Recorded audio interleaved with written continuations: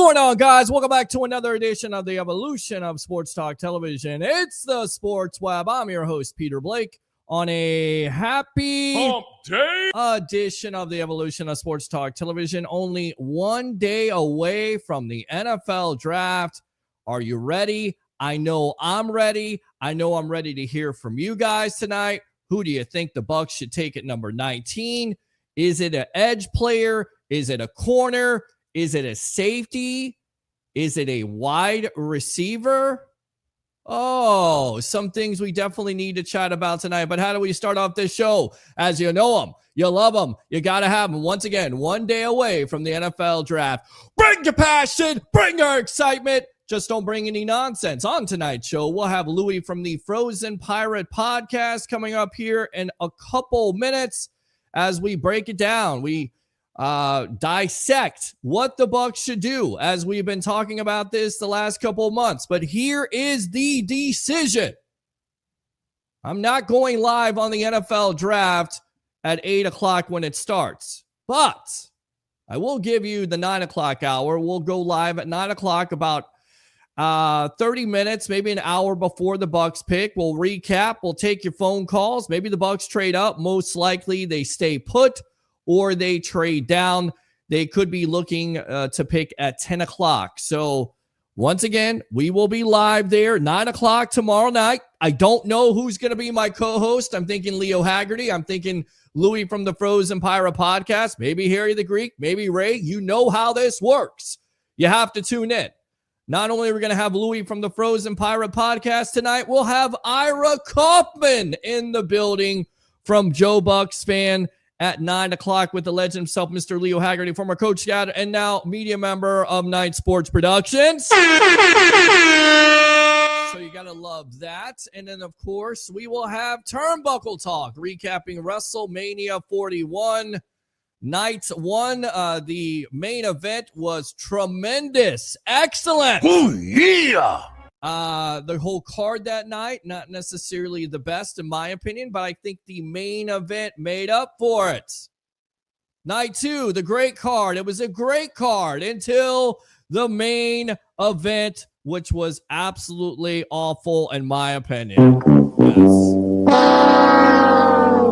So we got everything for you tonight. Of course, the Tampa Bay Lightning, not good last night versus the Florida Panthers as they fall 6-2. What the heck was that? I have no freaking idea what that was. And then, of course, the Rays doing Rays things now, 9-14 as they fall to the Arizona Diamondbacks. This guy sucks.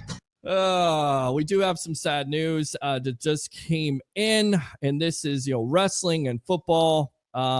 Steve Mongo McMichael, the defensive tackle of the Chicago Bears, lost his fight with ALS today. So we will talk about his life, of course, what it had to do with wrestling. One of the first broadcasters, of course, of Monday Night Nitro in September of 1995, former Chicago Bear, loses his fight. So that was sad news. But again, definitely want to talk to you about the Tampa Bay Buccaneers, about the draft. So get on the phone line, 727-255-0391. It's 727-255-0391. We were live there on Instagram Live, on Facebook Live, on LinkedIn Live, on YouTube. Like and follow me there on the Sports Web. YouTube Super Chats are open. Facebook Stars are open. So let me go out to this guy right here. Let me get his intro on. Got yourself a gun. Here we go. What do you hear? What do you say? Yes, what do you hear? What do you say? I hear, and what do I say? I say Louie from the Frozen Pirate podcast on the Evolution of Sports Talk Television. What's going on, boss? 1 day away from the NFL Draft, and we got phone callers, so stand by. As I go to my phone line here, stand by because I knew this was going to happen. Welcome to the Evolution. Welcome, Louie. Louie, welcome to the Sports Web here on a Happy Hump Day edition. What's going on, Webheads? What's going on, Peter? I'm doing well. Unfortunately, my liver is not. Yes. Still recovering from that wonderful trip at Nashville. Uh-huh. Do we have a little bit of time to talk about that, or? We will get back to that in a moment because I'm going to go out to the phone lines here because I want phone lines packed up tonight. Who do you want the Bucs to pick at 19? Why do you want to pick? What do you think about this NFL draft? Are you excited about it? Here we go. What's your name? Where you're calling from? You're on the Evolution. I'm one of your regulars, Abraham. Hi, Peter. What's going on, Abraham? How you doing? Welcome, man. Yeah. So you all had a good show when what's his name, Louie was driving, man. You were like, I was nice you sharing your trip to Nashville, but I'm gonna go back to what we're talking about. Yes. Number 19. I want the Bucs to pick an edge rusher, Donovan Ezeraku from Boston College. All right. Why do you want Ezeraku? Because I kind of favor this, and there's been a lot of draft pundits out there that have put it out there that he is the most productive player. He's in the vein of what Jason Light would hope for as an edge rusher, 16 and a half sacks, very productive, believe ACC player of the year at Boston College. He's got all the measurables. They won't knock your socks off with the athleticism, but it seems like he could be going, up on draft boards at this point. I hope he's there. I believe if he is there, that's a pick you make simply because you can never have enough good edge rushers, although Hassan Reddick, Yaya Diaby, Kalijah Kancey, Braswell from last year, Alabama. So maybe that's a luxury pick, but I still say you go as a Raku there at 19. So what do you say? I agree with that because, I don't know about him lasting because I don't know, just because every team is looking for somebody that fits what they want to do. Correct. He fits that's what Tampa wants to do. So, and I would have liked Jihad Campbell. But the injury is a big concern because you want somebody who's going to come and step up and produce and contribute to your team right away. Correct. So I think Ezeraku, if we get him, I think he will provide a lot of value because one thing is Hassan Reddick, he's on a 1-year contract. Mm-hmm. And if Azan gets, like a big offer and we can't afford to keep him, at least we got somebody who learned under him for a year. Yes. So that's why I say go edge, because you can never have enough people disrupting the quarterback. Okay. That will affect the rest of the defense, just like JPP and Shaq did Super Bowl run. Right. So here's another thing tonight, Bucs fans. If you get the Bucs pick right, I will buy you lunch. I know I've done doing this every year with the mock drafts. Yes, because I'm a big time spender, baby. Big time spender. If you do get the Bucs pick right at number 19, or if they trade down and get the player right, I will buy you lunch on the sports web. I know I still owe Kevin. I thought I owed Christopher Cole, but I don't think so. But we were doing, and I think we're going to get back to this next year. We didn't do it this year because I've been sick and everything else.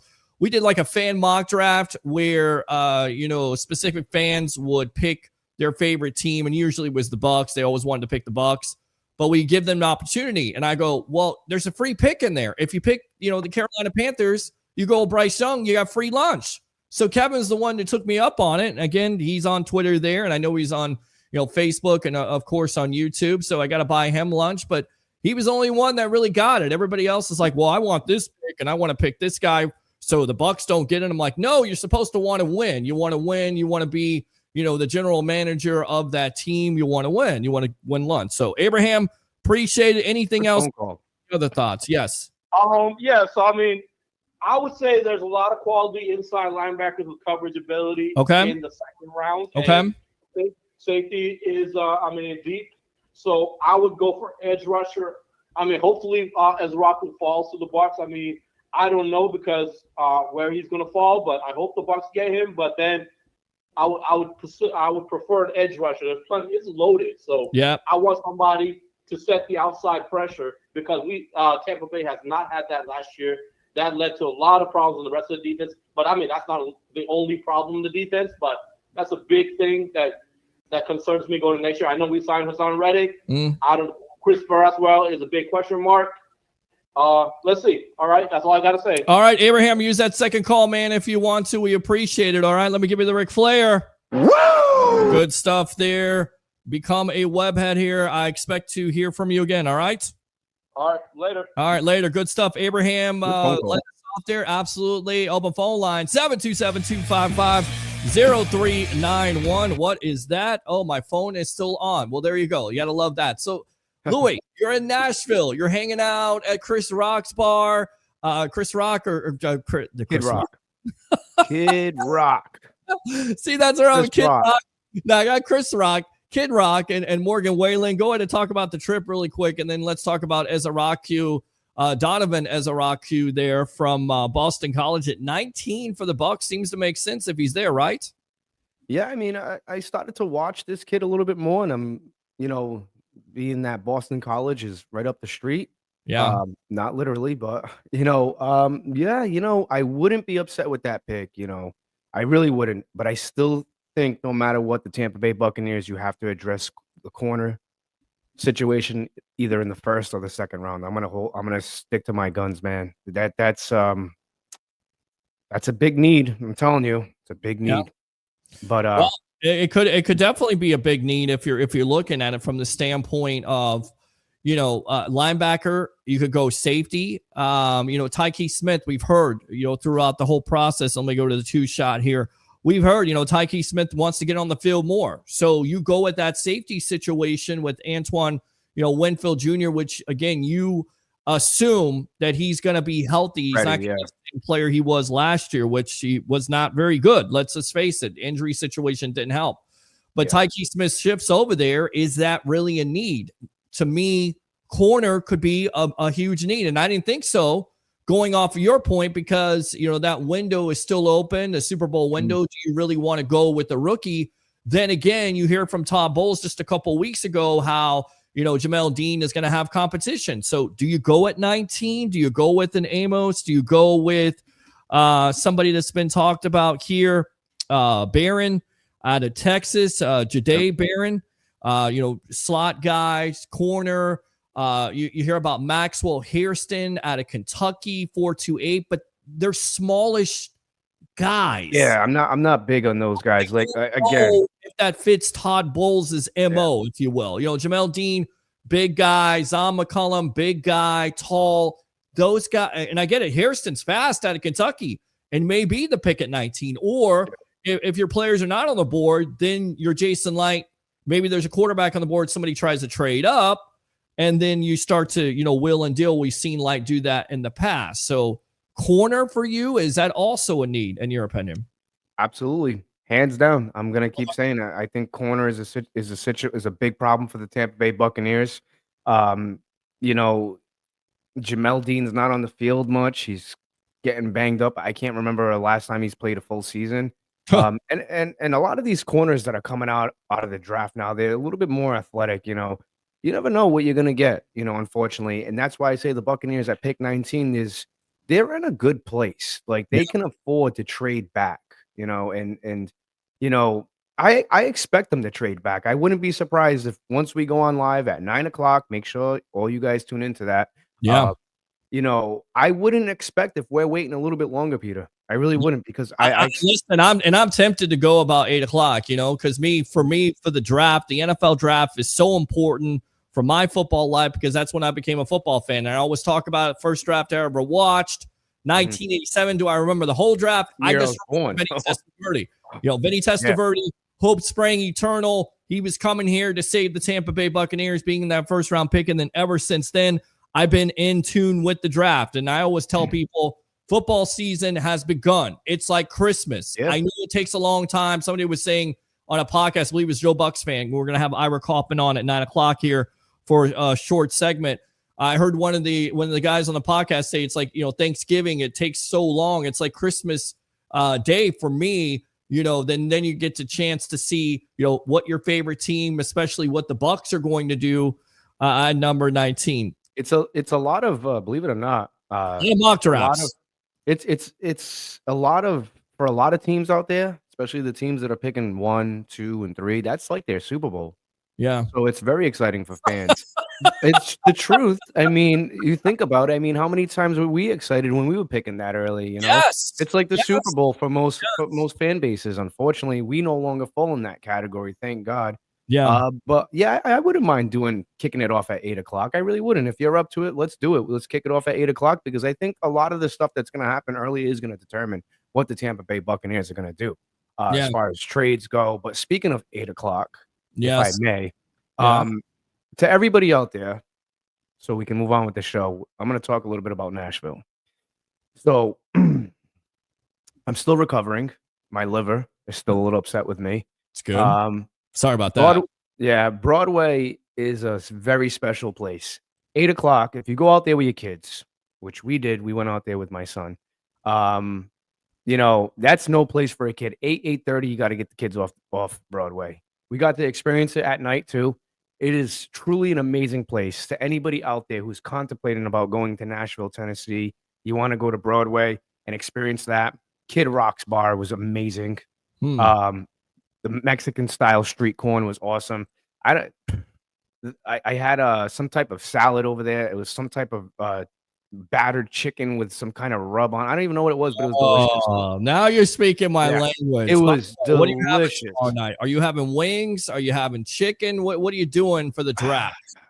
So there's a little pub in where I come from. It's called St. James Irish Pub, and they have some delicious wings. It used to be Boneheads, but they're no longer out. And Boneheads was a place that was amazing because, like I said, if you're into old school rock music or even like hip hop, a lot of I think they had like over 200 different 200 different types of sauces and rubs. And again, they had like War Pigs, Sweet Child of Mine. Like it was endless. I got Hell's Bells. Once you opened it, it was like the hottest wings you could get. Hell's Bells. You open that up, the house would just stink. It was like somebody maced in the house. It was terrible, but they were delicious. You could I only ate one. I think it was 1.5, and then I tapped out. I was like, I can't do this.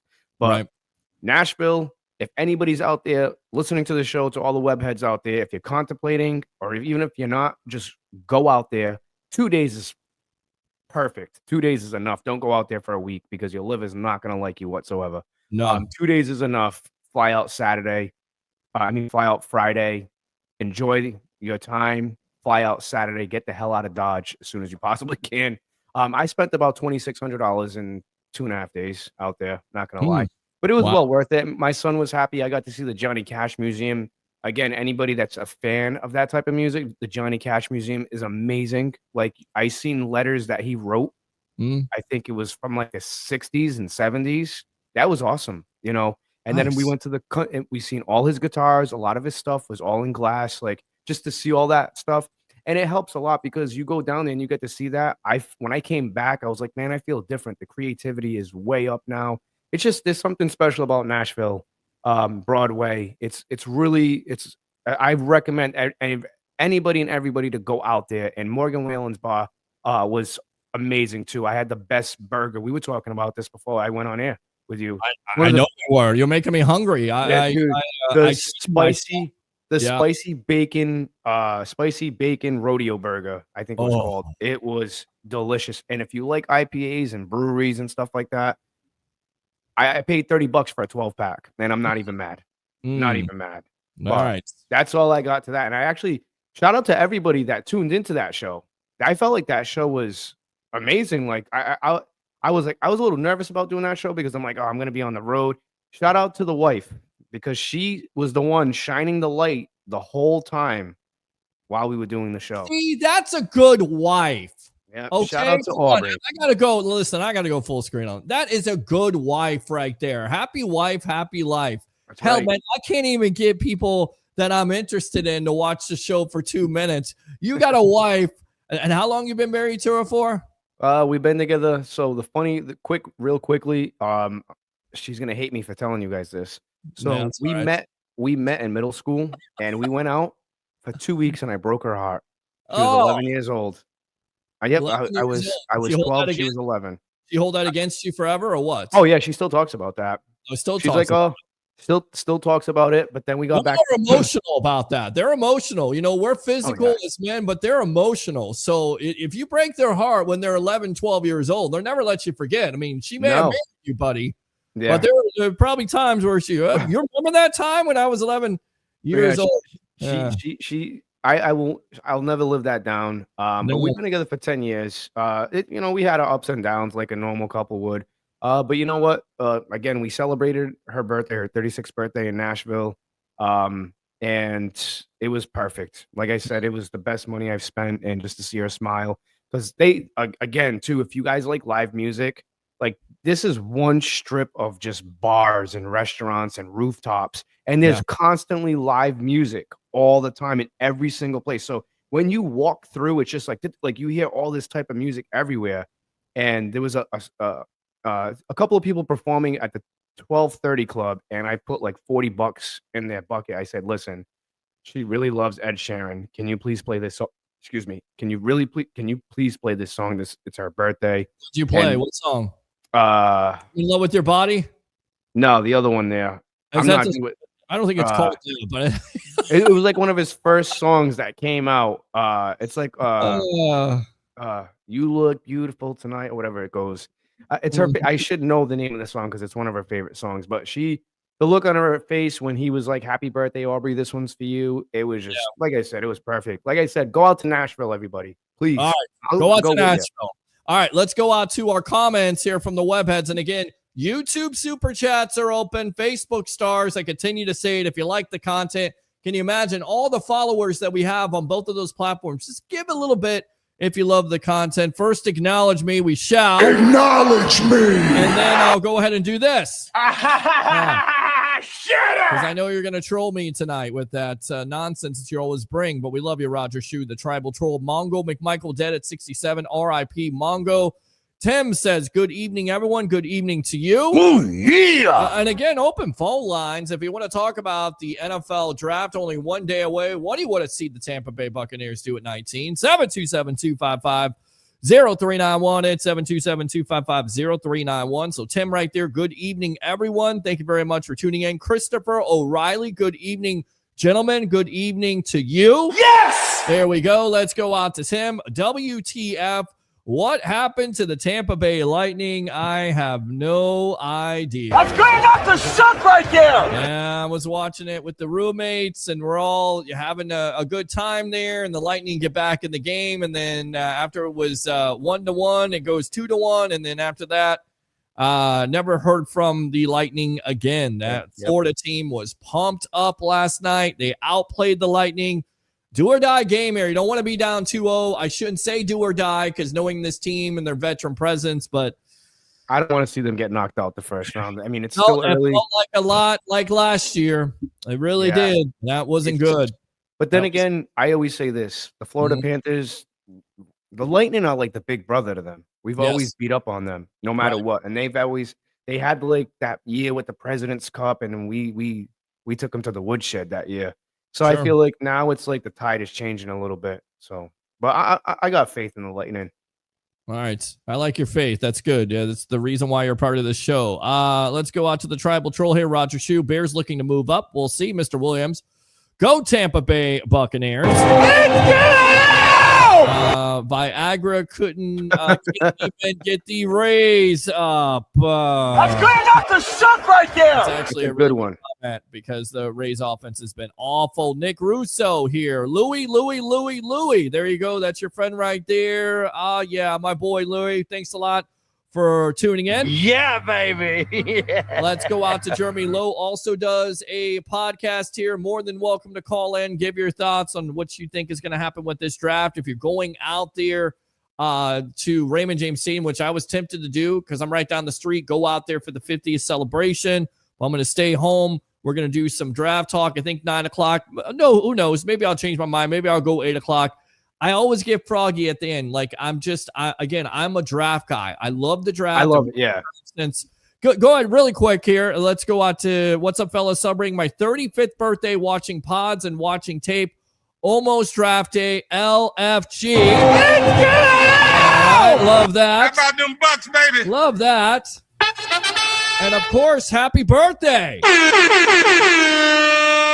to you, Jeremy, right there, 35th. I wish I was 35 again. Jeez. We'll get back to the draft talk in a moment. A little bit of history, if you guys want to talk about that.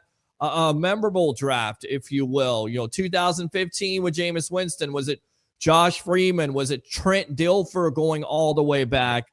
Was it, Mike Evans? Was it that draft? I mean, what draft Buccaneer fans then you can remember that you loved? How about the 95 NFL draft with Warren Sapp and Derek Brooks, two Hall of Famers? And by the way, no other team in NFL history has been able to do that in the first round. That's amazing. I mean, for me, 95. I don't know if you ever watch NFL Network, but they always have Path to the Draft or it's the draft. It's Caught in the Draft, and they were documenting 1995 and how that happens. And I'll give you the story because at the time, it's the night before. The late great Chris Mortensen reports that Warren Sapp has failed 6-7 drug tests. And what you later come to find out, and this from Leo Haggerty, is that the Chicago Bears or somebody like that was trying to make that rumor. That was actually the Chicago Bears putting that rumor out there. So Sapp, I did not know that. And Sapp actually dropped, and the Bucs at that time, or at picking at 7, and they trade down to number 12, of course, with the Philadelphia Eagles. Well, the Eagles take Mike Mamula, the combine warrior, 4.5, 4.6 time. Didn't do much at Boston College. I don't think as a Raku is this the same, not the same type of production. Two different prospects. Workout warrior. They take him. Sapp is on the board. Like you said, it's always everybody's Super Bowl. The Jets, take Sapp. They pass on him for the greatness of Kyle Brady. Of course, the Minnesota Vikings pass on Sapp for Derek Alexander from the Florida State Seminoles. And what happens? Warren Sapp is a Tampa Bay Buccaneer with Drew Rosenhaus getting on the phone. I'll never forget it. I hated Sapp in college because he was a Miami Hurricane and he always killed Florida State. But you just knew as a Buccaneer fan watching that team and just seeing how disgraceful they were, getting a player like Sapp, and then on top of it, trading with the Dallas Cowboys and getting back into the first round. And by the way, thank you very much to Jerry Jones and the Dallas Cowboys for playing. That's good enough to suck right there. Because you made that trade, and Derek Brooks becomes a Tampa Bay Buccaneer. And of course, teams stayed away from him because he was smallish, but he was perfect for that defense and perfect for Tony Dungy and Monty Kiffin, and the rest is history. So that's one of the ones I remember. I remember Trent Dilfer in 94, I believe, dropping down. There's so many great draft memories for me that I've watched over and over again. Jameis Winston and Josh Freeman and Aqib Talib and waiting. I like Aqib Talib. I did when they picked him. Mm-hmm. I liked him because he was a little. I knew there was a little bit of character issues, but he was an aggressive corner. Like I thought he did fine for the Tampa Bay Buccaneers. Yeah. So, but I mean, I know he had some issues and stuff like that, but I mean, it is what it is. But for me, 95 was the year because I became a Bucs fan that year because Sapp and Brooks both got drafted to the Bucs, and I was like, this is my team. Sure. But for me, honestly, when I think of the Buccaneers draft all time, for me, one of my favorites is the year they drafted Mike Evans, and I know that no, that's not. It's me, not a cliche, and I'll tell you why. All right. Because I got a story about this. I was told by somebody in the media, he's no longer with us, so you can figure it out, that the Bucs were interested in Mike Evans, but they were going to take Johnny Manziel at the time. Yeah. So I was thinking it was going to be Johnny Manziel. Ended up being Mike Evans. And I wasn't happy about that because at that time I wanted a quarterback. Yeah. And then the rest is history on that because Evans turned into a Hall of Famer. You can finish your story, but let's go out to the phone lines here. Let's go out to this guy. Acknowledge me. Let's go out to the Tribal Troll, Roger Shue. Welcome to the Evolution. 1 day away from the NFL draft. 1 day away, baby. All right. I'm hearing out of Chicago that the Tampa Bay Buccaneers might be trading up to number 10 with your Chicago Bears. For what? What are they trading up for? What are you hearing this for? Besides the person that you talk to in the mirror Bears want to every day. move up to get Genty. Okay. Well, wait a minute. That doesn't make any sense. I don't know. Using Scott Steiner math? I'm hearing all different things out of Chicago. I think first you need to backtrack here because if the Bucs are trading up to number 10, then the Bears are trading down, which means they wouldn't be able to get the running back from Boise State, correct? It all depends what radio station or you're what doing Scott Steiner following. math here. This is what you're doing to me. Exactly. Okay, that's not going to work tonight, my friend. Yeah, it's not going to work. Exactly. I'm not a math major. I failed math in college, and even I know that your Scott Steiner math at this point sucks. That's good enough to suck right there. All right. Genty ain't dropping to the 19th pick. I'll tell you that. He's dropping there, but he may be getting taken by the Raiders, I believe. Six? Six by the Raiders. Could be 7 to Carolina or 8 to Carolina. I got to get 2 to the Browns. Well, who knows? I hope not. I mean, I don't know what what they're doing at this point. I mean, And the Cubs update real quick. Yes. The Cubs are down 5-3, top of the fifth. All right, 5-3 Cubs are down right now, correct? Top of the fifth.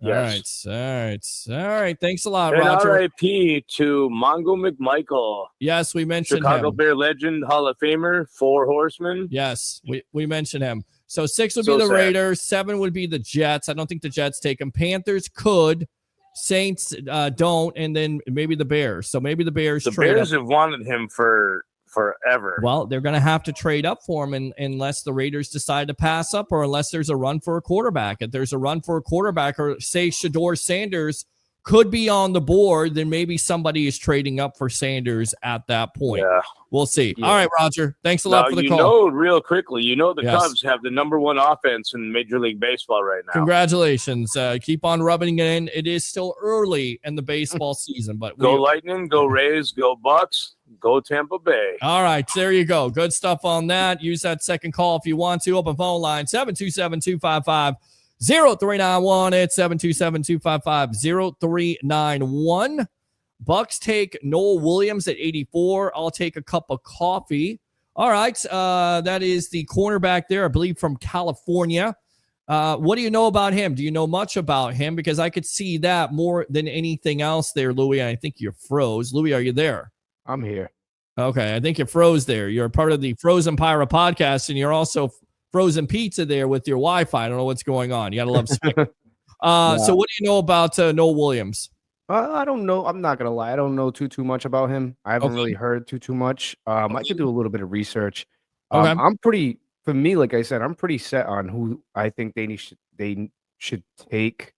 I don't like doing the mock drafts. I can't. I don't like doing those. I can do maybe top 10, but when I see all these mock drafts that all these players that the Buccaneers are gonna take, I'm not gonna sit here and waste my time doing that. I can't. I've only gotten it right a few times. Like I said, they were going to take Cody Mock in the second round. They did. I think a few other times I've got him right. But I mean, this kid, I don't really know too much. Let me do a little bit of research. Williams, I'll tell you about him right now. Had 7 interceptions. Played for California. It could be in the 3rd round. That's a player that you could take instead of taking a corner. That's why I could see Jason going in the later rounds at this point. So that would make sense.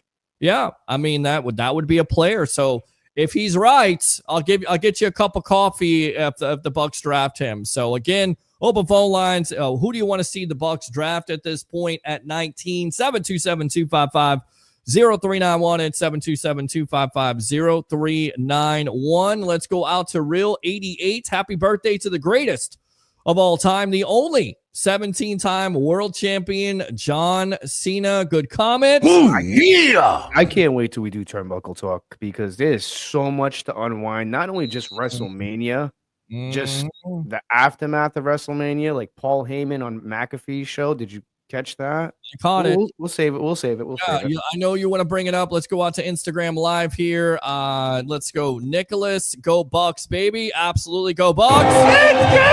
Go Bucs. How about them Bucks, baby? Go Bucs.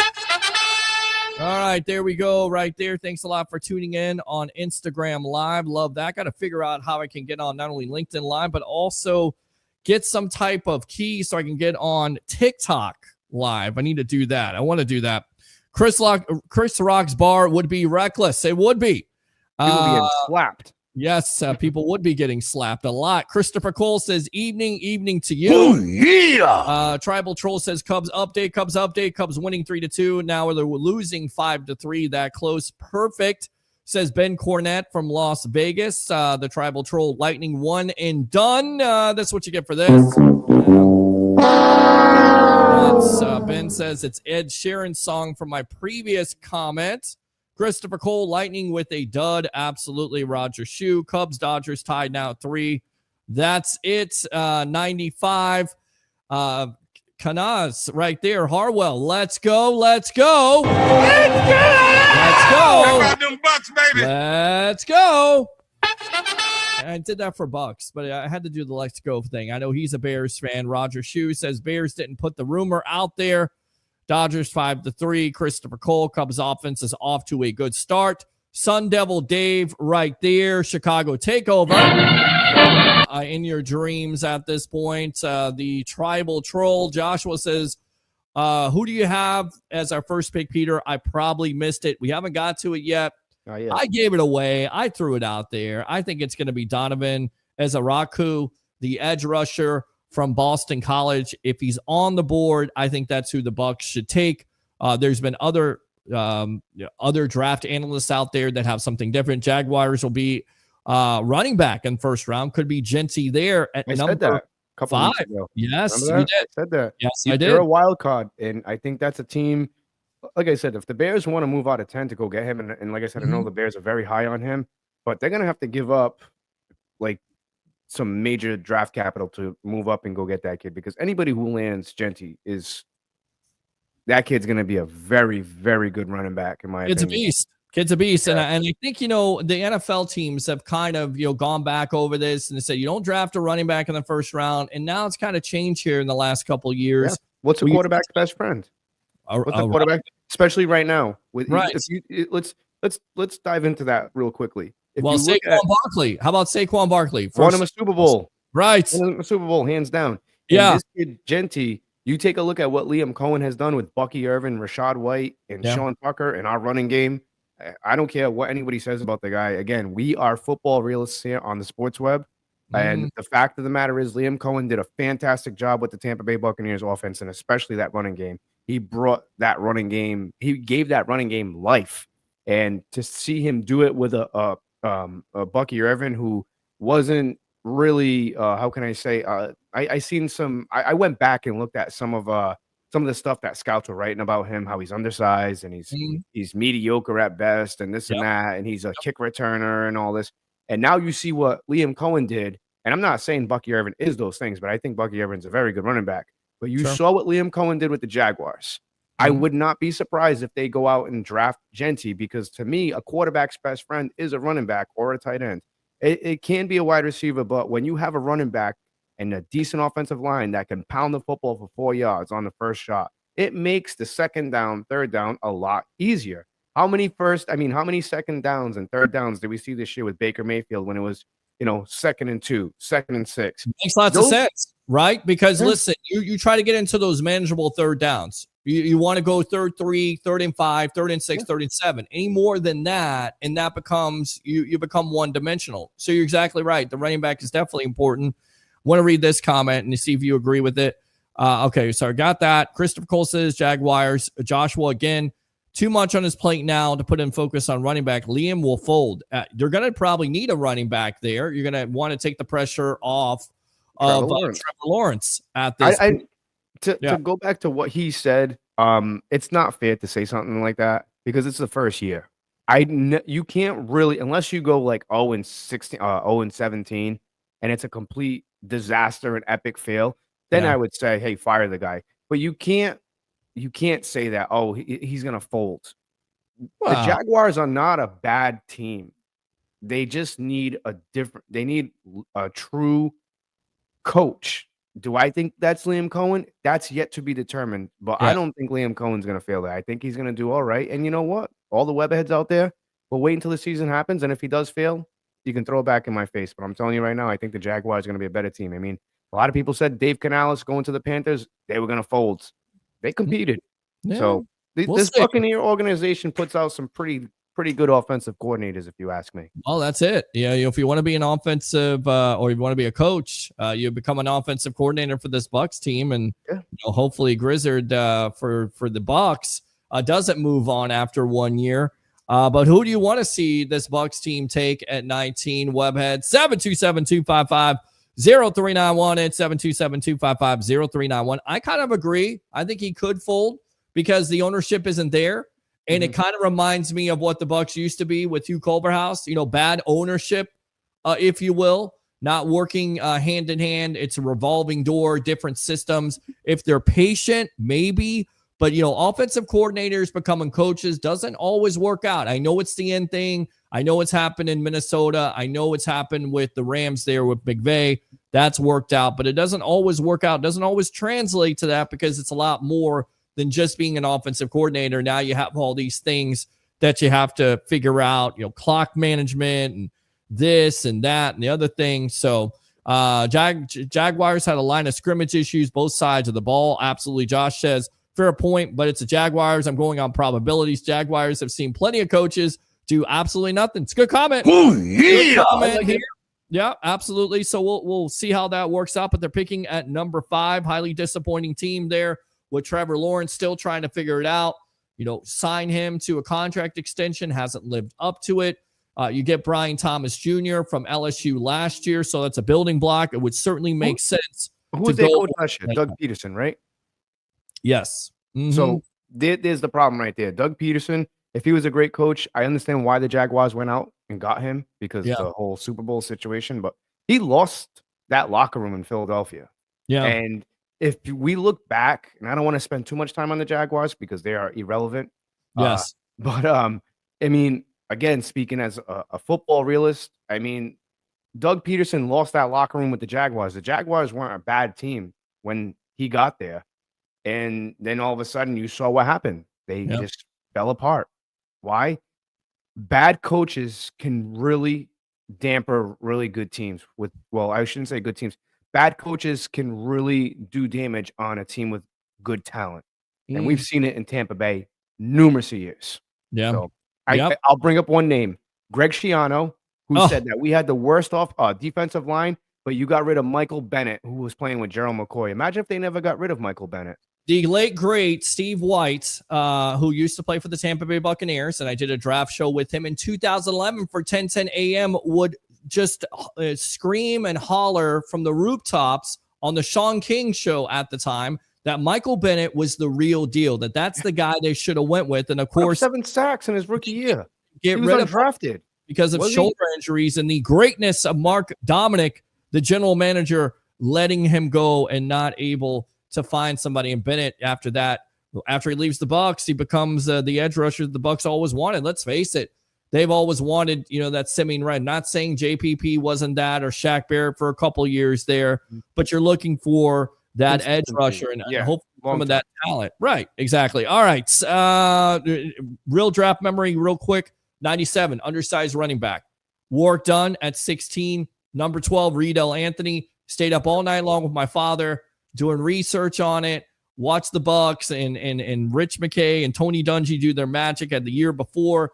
Getting Mike Alstott, and I believe in that draft in 97, they also got Ronde Barber in the third or fourth. Was it 98? Was it 97 or 98? I don't know. I believe it was 97. It was 97 in that draft. Yeah, he wasn't even a starter for a couple of years. Actually, they didn't even believe in him. A lot of people were doubting Ronde Barber at that time, and then he came in and just set the world on fire. Well, let me just look that up. But I was pretty sure. Maybe you're right. Maybe it's 97. I'm pretty sure that it was 97 that he was drafted. Let me just see here where that's at. Well, yes. Going back to Mike Evans, for me, I knew when they drafted him, I knew the tide was changing in Tampa. Just because, I mean, outside of like Vincent Jackson, and I don't really – would you count Joey Galloway as a real true Buccaneer? I mean, the Bucs never really had – that it was 97. It was 97. It was 97. He didn't play, but he was picked, and I believe he was. And I'm just looking it up right now. I'm thinking that he was a 3rd or 4th round pick at the time. I think it was. Yeah, he wasn't a 1st. He wasn't a 2nd. I want to say maybe he was a 3rd or 4th. 81st overall. I gotta look it up. I'm pretty sure that he was. I'm pretty sure he's a 3rd round pick. So there you go. I mean, you get Riedel Anthony, who's productive for a couple of years there. Work done. One of my favorite, Tampa Bay Buccaneers of all time. Undersized. Watched him at Florida State. You got Derek Brooks and Warren. And this is what I'm saying. Like these draft memories. Mike Alstott in the 2nd round. Could you imagine Warwick Dunn and Mike Alstott? Like if it was today, like that 1-2 punch. Could you imagine that? Can you imagine Mike Alstott, the jersey in the back, by the way? Everybody says that's a chef's kiss. It is. Alstott up the gut.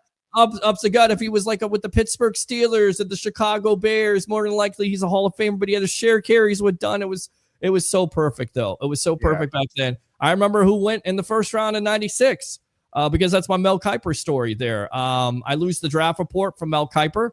I have to call Mel. Mel answers the phone, sends me a draft report. Of course, at the time it was Reagan Upshaw. I wanted to go with Simeon Rice.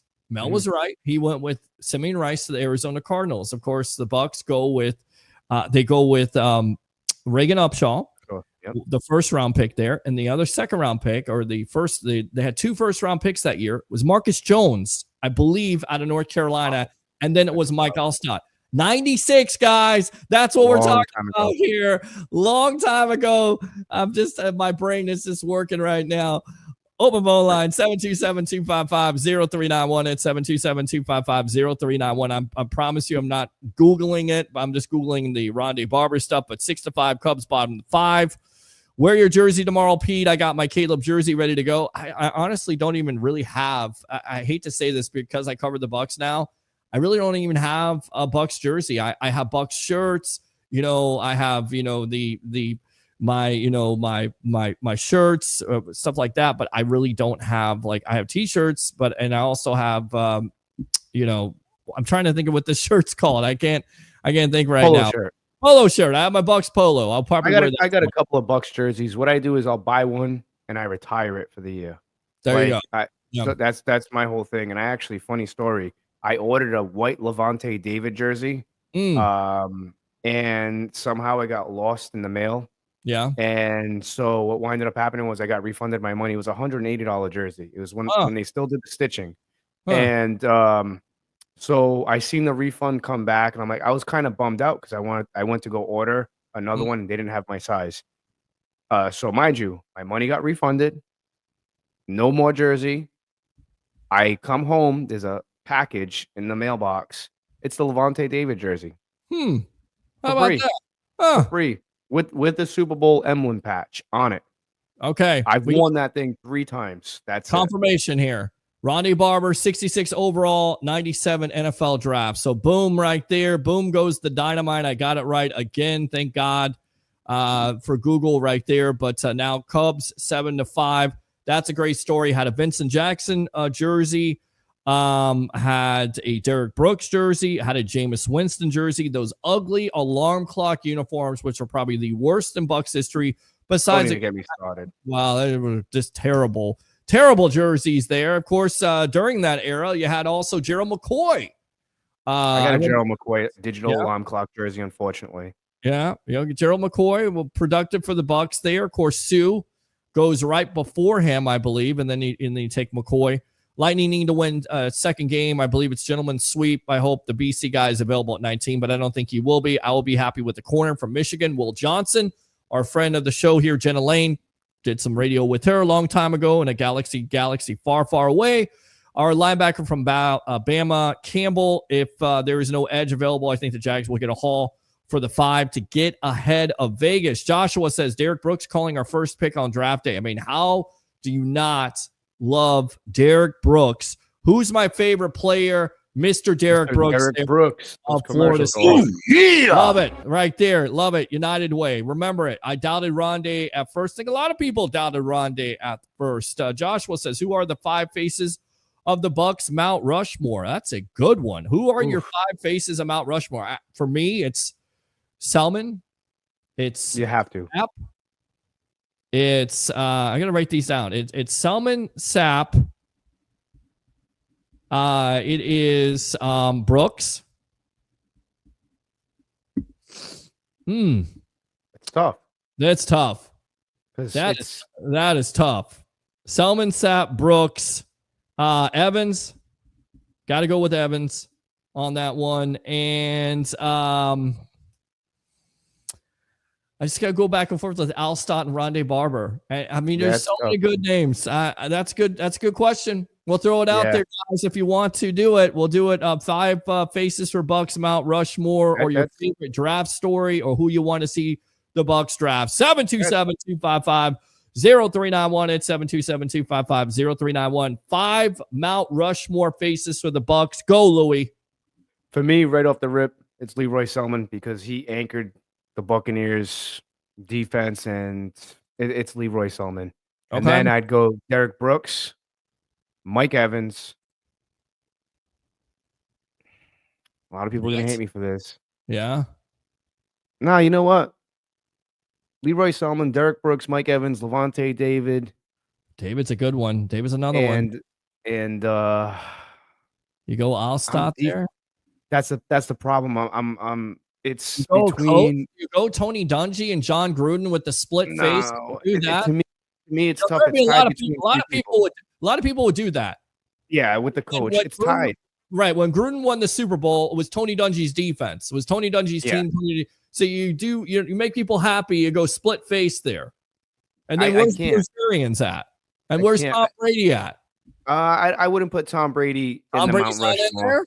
No, because what he did was very pivotal for us. I think he has a spot in the Ring of Honor. Yeah. I don't think right now, because we're starting to see how important Tom Brady coming to the Tampa Bay Buccaneers was, because again, when he got here, losing was no longer acceptable. And I was very excited because I live in Mass. I've seen the way these Patriot players responded to him. Yeah. And nobody could do more with less than Tom did. And when he came to the Tampa Bay Buccaneers, I'm like, we're winning the Super Bowl. It's hands down. Now we're starting to see like the seeds that he planted here in Tampa.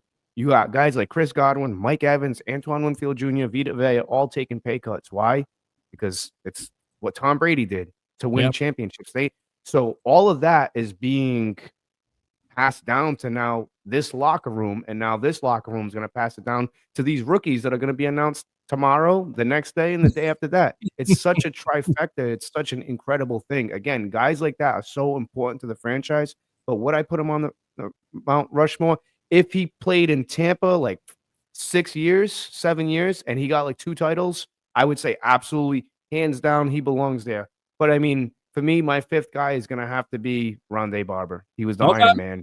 All right. You go with Barber there. That's a Hall of Famer. You can't go wrong with that. It was between him and John Lynch and Mike Allstott. I love Allstott. I do too. It's so tough. But Rondé Barber, he was here.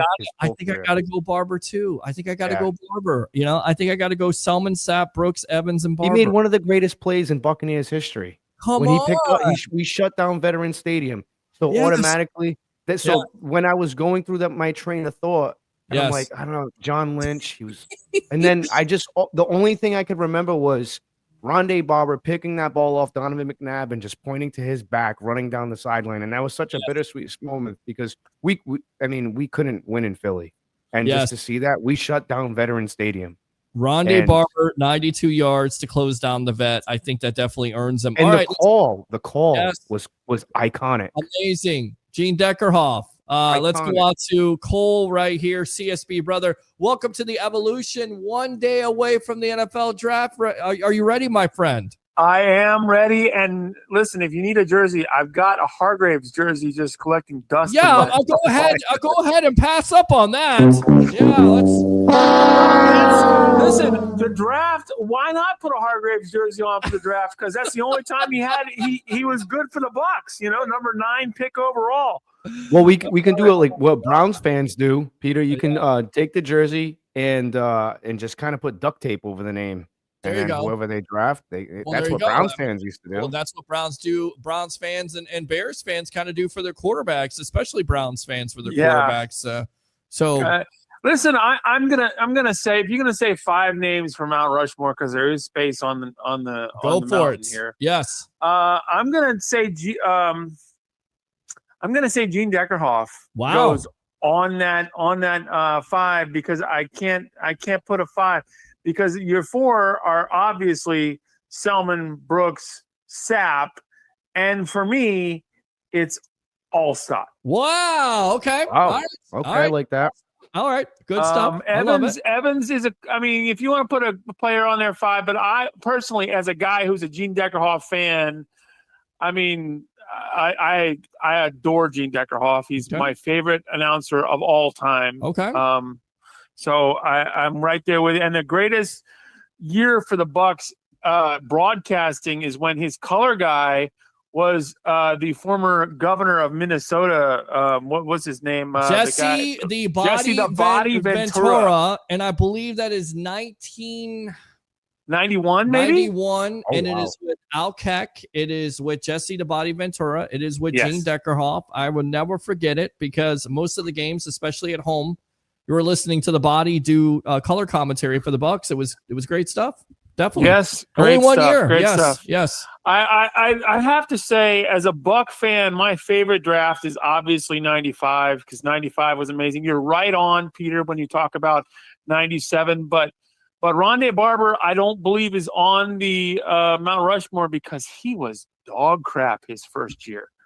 I mean, his first year, he was horrible. And he will tell you, I was horrible and almost cut my first year. Well, I love that fact that Rondé Barber, you had a couple years, that's the great thing about it. That's the great thing about his story, third round selection, nearly cut. And then he's a Hall of Famer and makes one of the greatest, if not the greatest Buccaneer play, but maybe Tampa Bay sports. Oh, for sure. Come on. It's the greatest Tampa Bay sports moment Marty St. ever, in my Louis opinion. and on Game 6 and right there in Calgary, that could be one of them. And then of course the airplane in the baseball game, the World Series game with I know what you're talking about. Yes, the guy pounding on home plate, Randy Arozarena. Yes, absolutely. Right. Yes, and it's Brett Phillips. Yes, Brett Phillips. Yes, and he's a hometown guy too. He's a Florida guy too. Yes, but again, to close down the Vets, it's definitely the best player, the best play in Buccaneer history. Come on, that's what I'm saying. It's all right, the pick. I mean, they don't have that's the pick. I mean, that's it. So anyway. That's my thing. That's my guy. 19. Who do you want to see? Top 5. Who do you want to see at 19 for the Bucs to pick? I'd love to see the BC guy. I really would, but I don't think he's going to be there. I think they're going to probably either. I would love to see him trade up for the BC guy because I think there's going to be the guys are going to be all the pass rushers are going to go. I don't want them to. I tell you what, it's easy to say who I don't want. I don't want the guy from Texas A&M because I think he's going to be a bust. Okay. I don't think Mike Green is should be here because I think he's got issues and we're past the point of picking guys with issues. Okay. Off the court, off the field. Okay. I would like to see Azaraku. I'd like to see us trade up for Azaraku or trade down to maybe get the corner, whoever falls. I think one of those guys are going to fall. Okay. I gotta let you go. We got a special guest in here. Stay tuned. You're gonna love this. Use that second call, CSB brother. All right. Definitely. Take care. Stand by. All right, Mr. Louie, we're gonna get you out of here. Give you a break here. Wait in the back room here because we got some special guests coming on. We'll get you back on in just a moment. All right. Stand by. All right. Let's go out to this guy right here. He's a legend, former coach, scout, and now media member of Night Sports Productions and Amped Up Sports, Leo Haggerty. Book him, Dano. Book him, Dano, right there, Mr. Leo Haggerty. And, of course, the sage of Tampa Bay. We're talking about Bucs history, Mount Rushmore. Curious to hear what he has to say. And, of course, the NFL draft. The sage of Tampa Bay, the king of Newport Richie, Mr. Ira Kaufman. Welcome back to the evolution of Sports Talk Television, my friend, as we are 1 day away from the NFL draft. Gentlemen, Jason Light, this is his favorite day of the year. And, with all due respect, you got to give Light his props. Leo, he's drafted a lot better. The second half of his GM career, after making a ton of mistakes, not just Noah Spence, but Vernon Hargraves and Aguayo and whatever. And whatever he changed in terms of the process and what he's telling the scouts that he wants, he's done one heck of a job. And last year's draft class that's a home run by any standard. Absolutely. Ira, I'm going to get right to the major point in this draft. Do it. If the Bucs are at 19 and Shedeur Sanders is still on the board, do they even consider that? Because Baker Mayfield's getting up in years. Leo, only you would ask a question like this. Peter wouldn't even say that. He wouldn't even dream about it. Come on, Leo. Not come on. Mayfield's entering his prime. He's entering his prime, coach. He's now a top 10 quarterback in the league. They got him on a cheap contract that'll have to change maybe a year from now. because he kept getting hurt. That's what scares me. Is he'll go 2 years without getting hurt, and then he'll go 2 years when he gets banged up. Well, Leo, all I know is he played 30. He's got 34 starts in the last 2 years. I mean, that's all I know. I am not worried about it now, Peter. I'm jumping ahead to what you're going to ask me because I'll say it right now. One of Light's best buddies in the business is Howie Roseman, who has few peers, and Coach Leo knows him very well from Philly, and he does a fantastic job. And I think the keynote for Howie Roseman is very simple. You can't have enough defensive linemen. You just can't. You bring them in waves. Look at this guy, Nolan Smith. They drafted him a couple of years ago. High draft pick. He did nothing as a rookie. I mean, nothing. I think he was at Georgia. Last year, they develop him. They draft him up. They coach him up. And that's what I think the Bucs are going to do. So let's go right to it, gentlemen. They're either going to take that edge guy from Boston College. Peter, I'm not even going to try to pronounce his last name. As a rock. Yes, as a rock. Yes. And Coach, I'm looking at defensive tackle. I'm looking at Kenneth Grant. I'm looking at Nolan out of Mississippi. Vita Vea is getting along in years. He doesn't play 70 snaps. He plays 45. So I think a rookie defensive tackle, Grant's 340. He's more of a run stuffer than Nolan. Coach, I just think the Bucs are locked in on defensive line because Peter, I don't know where Reddick's going to be next year. If he has a big year, I think he's going to want to cash in free agency. Yeah, I mean, that's where I look at it also, Ira, is the fact that, listen, he's up there in age. He's only under a 1-year contract at this point. And I get it. He's a double-digit sacker. But if you have an opportunity to add to that position with an Ezra from Boston College, who has 16.5 sacks, who has the production, he's not a JPS. Or let's say Mike Green out of Marshall. If Green is on the board at that point, do you think Jason Light would take him? Even though you have those character issues, the production is there, the value is there, the need is there. Do you take a Green? Peter, I'm not even sure Green's on the Bucs board. I'm not sure. Coach, they put such a premium on character, and it's really paid off for Light. Really has, and for Bucs fans the last few years. Captains of their team, guys with zero character issues, no blemishes. I don't think they view Green as one of those guys. So, Coach, I don't see Green being a Buck, and I don't think he'll be there at 19. You know what, Ira? When you look at what's going on, and the word value drives me nuts because I grew up in this business with Carmen Perone, the head scout of the New Orleans Saints. And he told me the only time you worry about value is when you don't get it. And here's my point. If somebody drafts, let's say anybody in the first round, they got to start for him. If they don't start, look at the Bucs last year. Barton, he became the starting center. You got to get that unless it's a quarterback. Now, you can sit the quarterback. Right. But when you look at what's going on and people say, oh, he's second round talent, if he starts for you, that's the value, isn't it? I think you're making a good point. And Peter, I said this the other day on Joe Bucs Fan. I'll stick to it. I don't think a lot of people have the cojones to say it. But Peter, this is not a great draft in the first round. I mean, let's be honest. It's just not. It falls off the table after about 10 guys. I think you can get the same guy at 40 that you're getting at 21. I think Light's inclination might be to drop back a little bit if one of those 3 or 4 guys that's on his list are all off the board. But not a lot of teams want to move up. Not a lot of teams want to move up in this draft because of what I just said. And it's not a quarterback heavy draft, which is when people really want to move up. One more quick point for you two gentlemen. The Minnesota Vikings, when they had the purple people eaters, this is the point I'm trying to make. I would much rather try to defend from the front backwards than the secondary forwards. So what I'm saying is those Viking teams like 69, the team that lost to the Chiefs in Super Bowl IV, they had a fantastic defense. They had Carl Eller. They had Alan Page. They had Jim Marshall, who's a borderline Hall of Famer. Mm-hmm.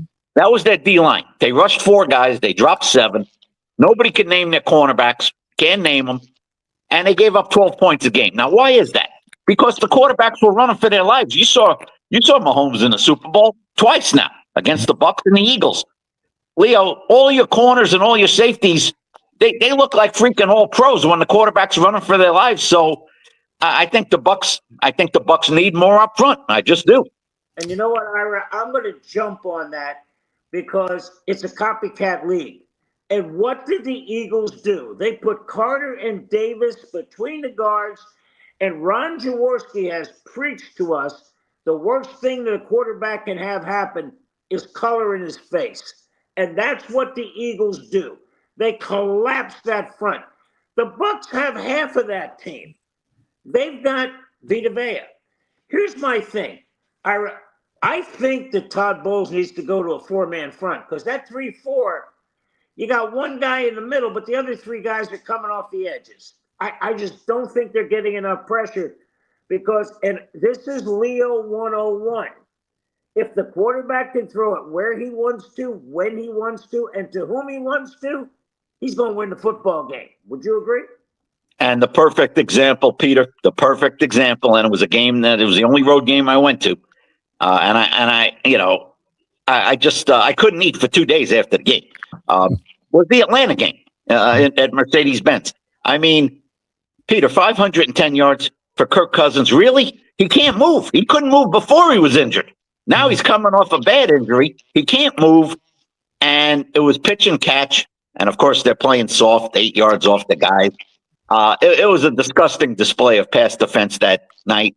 And after all that, if Bucky Irving doesn't fumble, the Bucs probably win the game.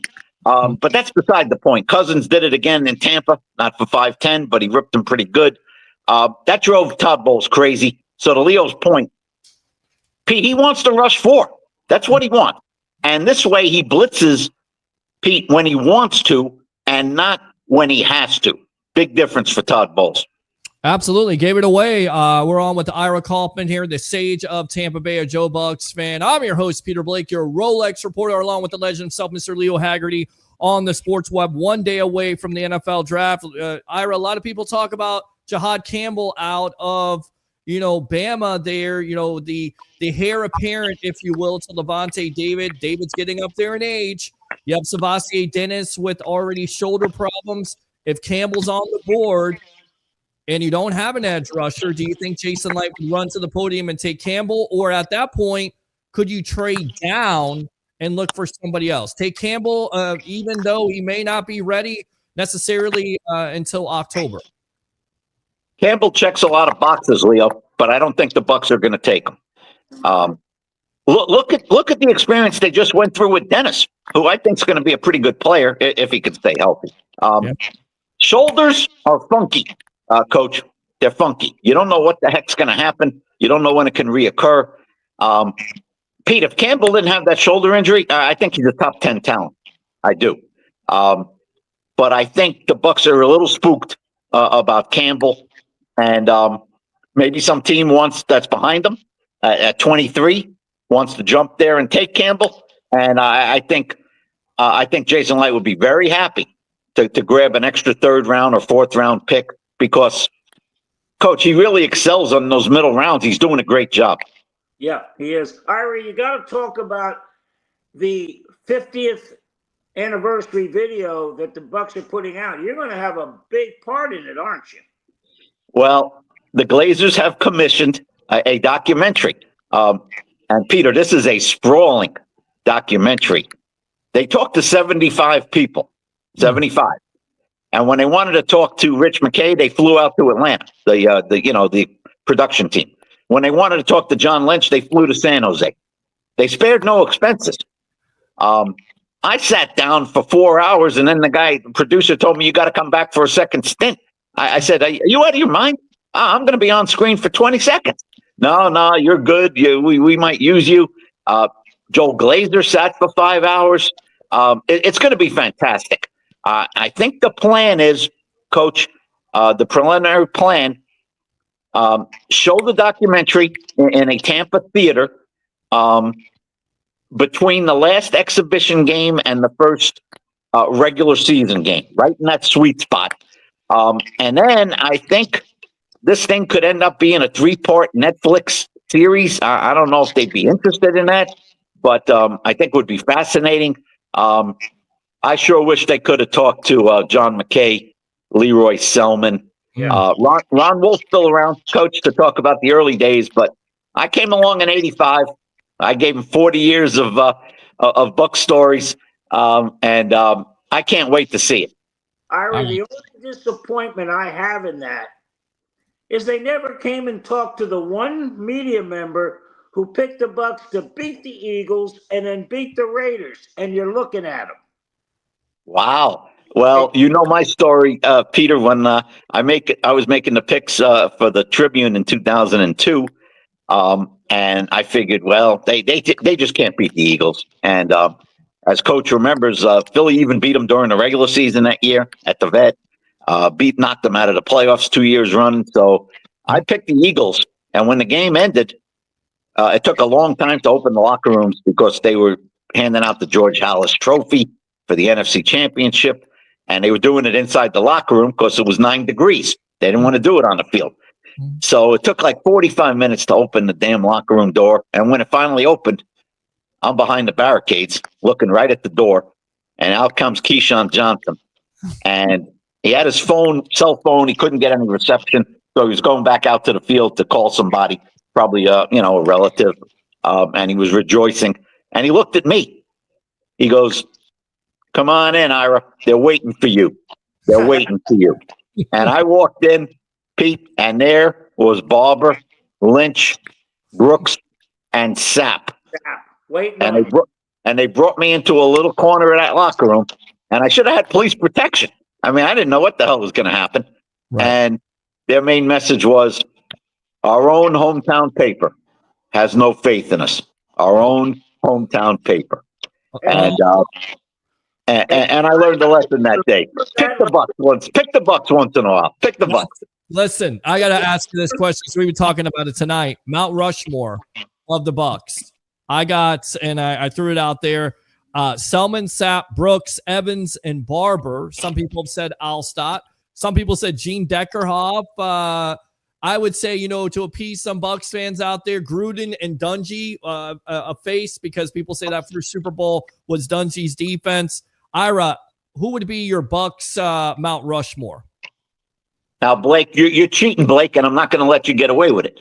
You got a Mount Rushmore with 9 people. I mean, come on now. Have you been to Mount Rushmore? There's only 4, Blake. There's only 4. And so I'm going to start with Leroy Selman. Now, maybe Coach Leo saw Selman play a lot. I did not. When I got here in '85, he had just retired. But I think he could be the greatest Buck. I think you make a strong argument. Brooks, Sapp, and to me, you got to go between Barber and Lynch. I lean a little bit towards Barber. And Evans is strong, Pete. He's strong. But I got to go with the guys that have the gold jackets. So, Leo, those are my 4 guys. Yeah. And Ira, I can remember when you were up in Philly, I was watching what was going on. And I haven't seen Ira Kaufman scared too many times. You were a little bit nervous up there. That, Pete, in retrospect, I mean, let's be honest. That's the greatest game the Bucs have ever played. We're shutting down the Vet. I know they won another Super Bowl. They beat Green Bay on the road. They beat New Orleans on the road. I understand that.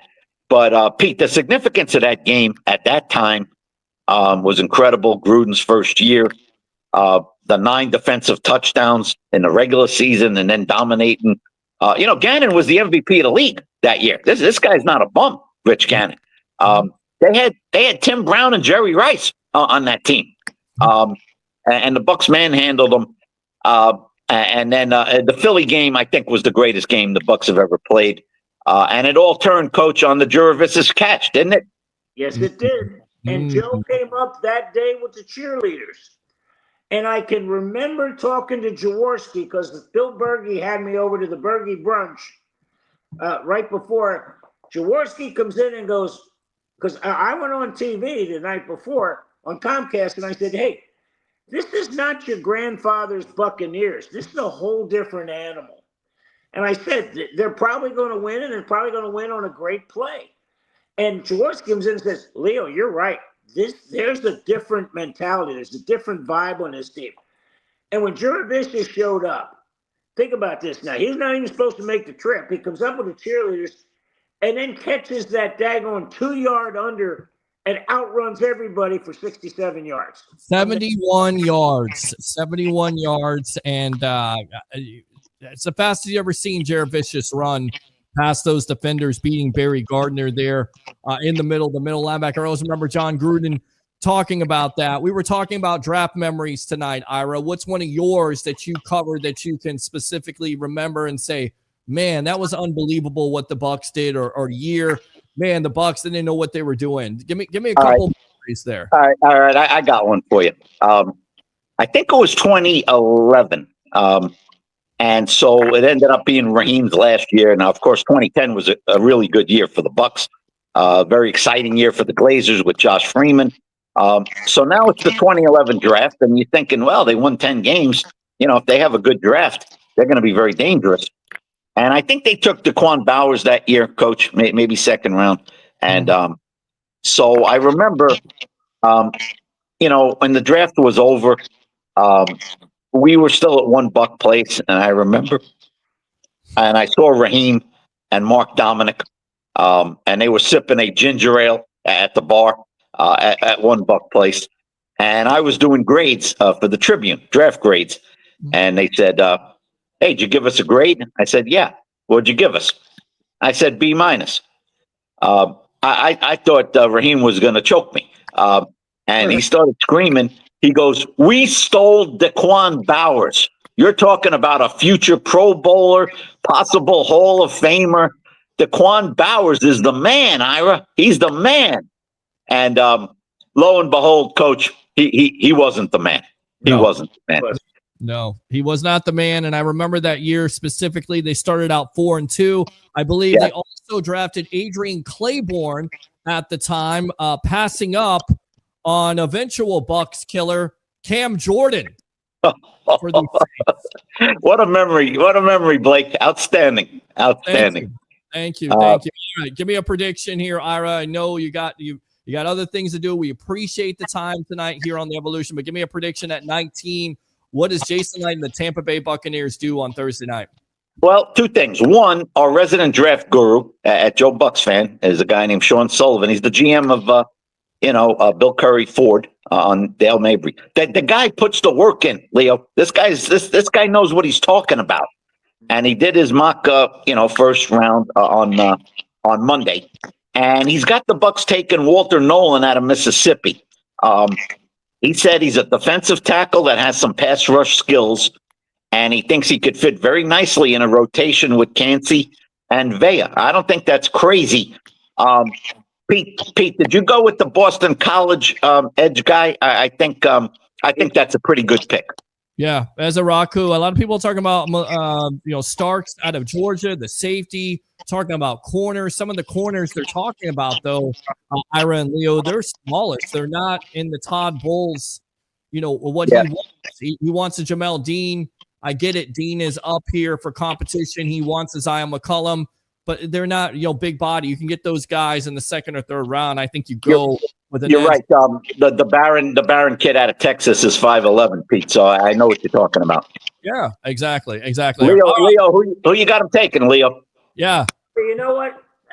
Here's the thing that I have problems with, guys, and it's with edge rushers. And I learned way back, don't get married to a one-trick pony. Yeah. The problem with these college guys is all they are speed rushers, and not That's because right. they may not have another move. That's but right. They can get away with it. I tell you what, Ira, you got to figure out how are you going to beat the Panthers, the Falcons, and the Saints. Then you got to figure out how to beat the Eagles, the Lions, and the Rams. And they got to go to defensive tackle. They've got what the Eagles showed when they made Mahomes look less than pedestrian, to say the least, has got to tell you, we got to get the biggest defensive tackle going. And I think that's going to be the kid from Ole Miss. Well, and listen, somebody had a correction here. Cam Jordan went before Clay. I thought he went after, but maybe I'm wrong about that. But I just remember wanting Cam Jordan and understanding why. And now, ever since he's been with the Saints, he's been a Bucs killer. Of course, he is the son of Steve Jordan, who used to play for the Kansas City Chiefs and, of course, I believe the Minnesota Vikings. Is that not correct, Ira? I think that's right. And, next time we talk, guys, we'll be breaking down this Buck draft. Don't be shocked if they trade back a little bit, Pete. That's not crazy. If somebody wants to move up, suppose Pittsburgh wants to move up a couple of spots to make sure they can get Sanders if he's still there, or Dart. And the Bucs can pocket a middle round pick by moving back a couple of spots. I think that makes sense. Ira, let me ask you one question. I know you got to go. My guys are telling me they don't see top of first round quarterback talent. They think Cam Ward is maybe middle of the first round to lower, and everybody else is second and maybe third round. Are you seeing the same thing? Because I think they're right. Absolutely. Now, Leo, having said that, that doesn't mean that quarterback desperate teams aren't going to do stupid things and bump up Sanders and Dart on their board. Pete, you know what you could do if you're the Giants or something? I mean, I know this is hard because the coach is on the line and the GM's job's on the line, but somebody's got to take a long range view. And I believe next year's quarterback class is going to be considerably better than this year. And so you take Travis Hunter or Carter and, you bide your time and you get by with Wilson and Winston and you win your 5 games and then go get your quarterback. But don't take Jackson Dart where he doesn't belong. Don't go back into the first round and end up giving up next year's number 1. And I think that's crazy. They're not that good. Yeah. Ira, isn't that the same thing the Saints are thinking? Let's go with Spencer Rattler. We'll win 4, 5, 6 games, and then we'll get a quarterback next year. It sounds like the exact same. You're right. You're right. And I don't think Sanders is worth the 9th pick, Pete. I know there's a lot of debate about him. I know some of this stuff is coming out about his character. I don't believe that stuff. I think he's solid, but he's not great. And to me, if he was in last year's draft, Pete, he'd be the 6th or 7th quarterback taken. The good stuff, Ira Kaufman, the sage of Tampa Bay, of Joe Bucs fan. Go ahead and promote yourself here on the Evolution of Sports Talk Television, my friend. Columns for Joe Bucs fan, podcast for Joe Bucs fan. The number 1 source. Leo, you know the 2 guys that are running that thing. I mean, they live and breathe this stuff. If Kate Otten is given an interview in Pocatello, Idaho, they find it. I don't know how they find it, but they find it. And then they bring the quotes to the Buck fans, stuff that's obscure. And they're writing 5, 6 stories a day in the off season. So that's why their viewership is off the charts. You know what, Ira? Has Peter made it to the point where we can invite him to lunch with the trio of you, me, and Roy, or is he still on the outside? Well, I'll put this in there. If he wants to pick up the check, I think he's got a good chance. Real good chance. All right. I think I could definitely do that. I think I could definitely hang. And you know me, we always eat well when we're together. You know this, Ira, from the press box. Leo, he knows because we always eat steak. So we'll definitely work on that. But guys, Leo, you've got 1 week to if Blake's picking up the check, you got 1 week to make sure that they got a lobster roll on the menu. Let's do it. I'll check with my daughter. Hey, Peter, book Friday at 1:00. That's when we're getting together. Friday. All right, boys. Right, Ira? Hey, You're right, guys. Do you got 90 seconds to tell the Miriam Leibowitz story? It's a classic. All right. It was the first presentation, Pete, that I made, and I became a Hall of Fame voter in 2005, and I didn't have anybody to present for 5 or 6 years. And finally, I've been talking in the room for a few years about this guy, Ed Sable, founder of NFL Films. and he couldn't make the list of finalists. And I was wondering what's going on. Well, finally, 2011. He's 95 years old, Pete, and he makes the final 15. That means somebody's going to make a presentation for Ed Sable. Mm. So the Hall of Fame people knew I'd been talking his name up for a few years. So they said, all right, he doesn't have a specific, region like a player. The Philly guy could have done it maybe. But they said, why don't you do it? Well, it was a lot of pressure, Pete. I had never met Ed Sable, never met Steve Sable, but I knew what NFL Films meant. So during the week, I think it was in Dallas, and Jerry's Stadium had just opened, and they got the Super Bowl that year. And John Madden was giving some kind of presentation down the hallway a few days before the vote. And so I went to Madden's thing, and I waited till he finished, and I went up to him and introduced myself, told him I was going to make the speech for Sable. Can you help me? And then Madden just said, what is the NFL without its history? They got no history without NFL Films. So that was a good note to end with.